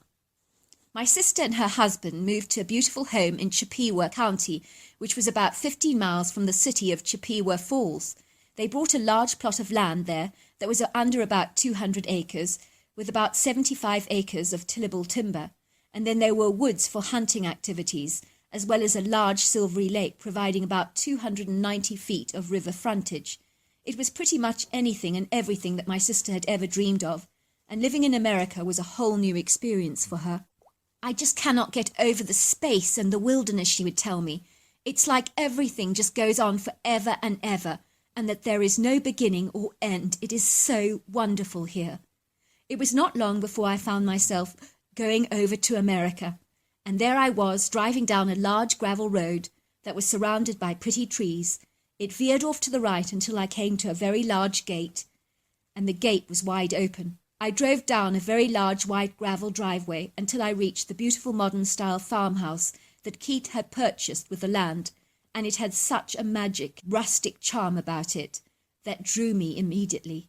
It had a large south-facing wooden panel windows and a massive wooden deck that overlooked the ravishing views over the countryside. It had manicured lawns seamlessly blended into a vast area of natural forest. It was all utterly breathtaking. That evening we sat outside and enjoyed the starlit night and the light of the full moon around a crackling fire, and my sister and I shared our ghost stories with her husband, who listened intently with amazement about our story about Susan in our childhood. The night was utterly beautiful, and we could hear the croaks of frogs and the chorus of crickets and the sounds of coyotes. Suddenly we heard these strange whooping sounds, and I asked my sister's husband what they were, and he had absolutely no idea. I told him the calls sounded exactly like primates, and he laughed at me and told me that there were no such things as primates living in America. The following day, because of the time zone differences, which had left me feeling very disorientated, I slept in most of the morning, and my sister understood the fogginess I was feeling, so she actively encouraged me to sleep off all those sluggish feelings, and that's exactly what I did. The only problem was that later in the evening, after my sister and her husband had retreated to bed, I was left feeling wide awake and alert, and the last thing I wanted to do was to actually go to sleep. It was 12:30 and I was drinking a glass of wine by the fire pit, enjoying the crackling fire and listening to all the lovely animal sounds. It was a light, very beautiful evening, and it was so enchanting here, I thought, secretly envying my sister's brand new life here in America. Maybe I should marry an American, I thought. I quite fancied a life like this. Suddenly at that moment I heard those strange whooping sounds again, and it truly sounded as if they were coming from not too far away. And they did sound like a monkey or a gorilla. It was incredibly weird. I was naturally curious by nature and intrigued, so armed with my sister's flashlight and a pair of walking shoes, I ventured into that wooded area, listening out for all those whooping sounds. The further I walked, the louder the sounds became, so I knew that I was getting closer to the source. I could also hear these strange sounds of wood being knocked. Not once did I consider the possibility that I could be in danger. Coming from England, I was not adverse to going exploring in the night, and I truly thought nothing about it. I walked for a while, crunching leaf litter and twigs under my feet and enjoying the serenity of this beautiful, intriguing night that appeared to have become unusually quiet. I could not hear the frogs or crickets or owls any more, but I was none the wiser, so I ventured towards the whooping sounds, which were the only audible calls that I could actually hear. Suddenly I heard a loud rustling sound, and then a large, long form of about 4 to 5 feet off the ground started growling at me. I could also sense the eyes of a predator on me, and I stepped back in utter horror as my flashlight observed the face of a large cat-like creature glaring at me with blazing eyes and a mouth that curled back to reveal sharp canine teeth. I saw that next to this cat was 2 young cubs that were tearing into the flesh of a large deer carcass that the mother had recently killed because it was pretty much still intact. I knew at once that I was in a life-threatening situation because there is nothing more protective than a mother and her cubs. I had heard stories of people being killed by mountain lions before, so I knew that I was in very big trouble. My heart was pounding violently in my chest, and I was walking backwards as I watched the creature closely. As I moved backwards, the creature was lunging towards me, and I felt almost certain that I was dead. There was no way that I could possibly survive this. The next thing I knew was that this massive arm grabbed me, but I screamed so much because for a moment I thought it was the mouth of another mountain lion that I hadn't actually seen creeping behind me, and once again I screamed again and again. I could feel myself being carried in the arms of a very big creature 8 foot off the ground. I looked down at the body and saw this long dark hair, and I was convinced that I was in the arms of a great big bear. Could this get any worse, I wondered? I had been ripped away from a mountain lion into the arms of another dangerous predator. I knew bears could also kill people, so I was no better off. I remember my life flashed before me 100 miles an hour, and I could feel the tears pouring down my face. I felt this dreadful sadness that my life was invariably over, and I was just wondering how it would end when the creature just plonked me on the ground. I suddenly remembered that someone had told me that during a bear attack that you should play dead, and so I immediately fell on the ground and played dead. As I lay there, I could feel the bear shaking my body, and it was so hard not to scream out in terror, but I knew I needed to be as still as possible, and it was the hardest thing I've ever done in my entire life. Truly, I think it is so much better to run, because lying still when you're beyond terrified is a virtual impossibility. The next thing I heard was a strange chattering sound that sounded like a monkey, and I felt this wet tongue on my face like a dog licking me, and I could smell the taste of ribeye steak on the saliva. The licking was odd behaviour for a bear, so I opened my eyes to find this strange hairy creature staring down at me with concerned brown eyes. But this was no bear. It was something else, but what on earth was it? The creature was absolutely enormous, and it was covered in dark brown hair from head to toe, and it had a huge human-like face, a very distinct brow ridge, a flat nose, and an ape-like mouth.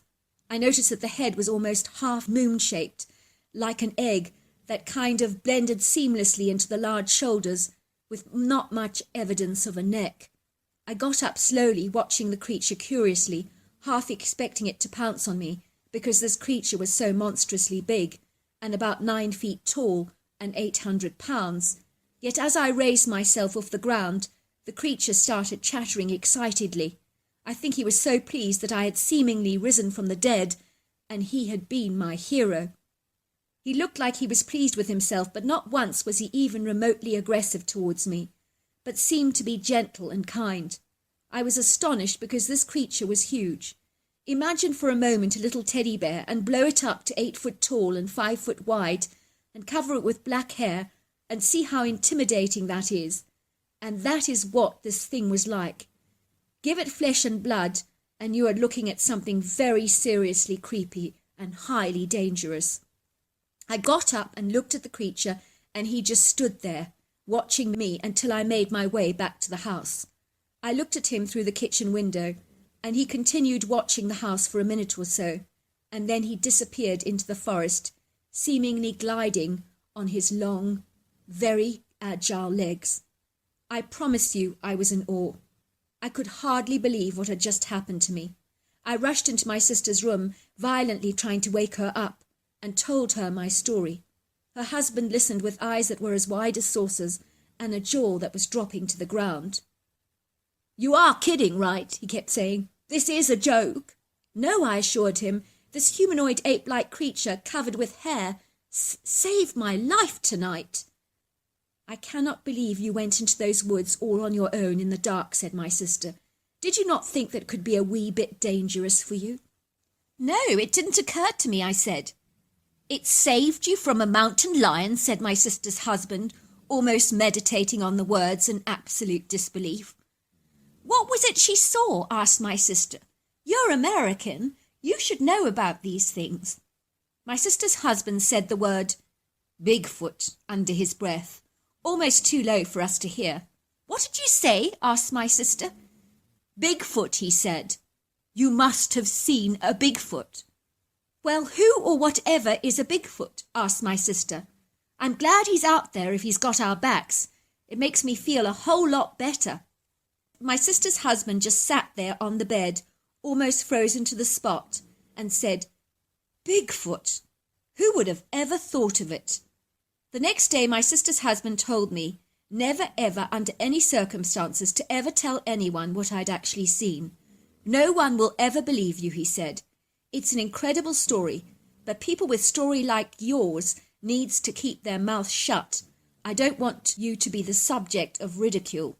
So there you are. That's my story. and I still cannot believe that my life was saved by this incredible creature. It is truly the most incredible experience of my entire life. My sister is so chuffed that there is a Bigfoot on her land with a heart of gold. She says she feels so safe knowing he's out there. I had an amazing time in America, but I didn't need my knight in shining armour there, so I invariably married an Englishman, and I still live in Oxford, but not in the home where I grew up, but in another home that is 300 years old to date. But I still have not experienced any ghostly activity. From time to time I visit my sister's place, and I always long to get a sighting of the hairy man again that rescued me, but sadly he has remained pretty elusive since then. However, I am assured by my sister that the whooping sounds ever continue on her land. So there you are. That's my story. Well, hello there. I hope you enjoyed the Omnibus edition. We've got many more coming our way for you to listen to. Sending you love wherever you are in the world, in North America, Canada, Kenya, wherever you may be. I send you lots and lots of love. Thank you for listening to my Omnibus, and I really do hope you enjoyed it, because that's the whole idea about it, is to give you some interesting stories to listen to. So until next time, goodbye and good night.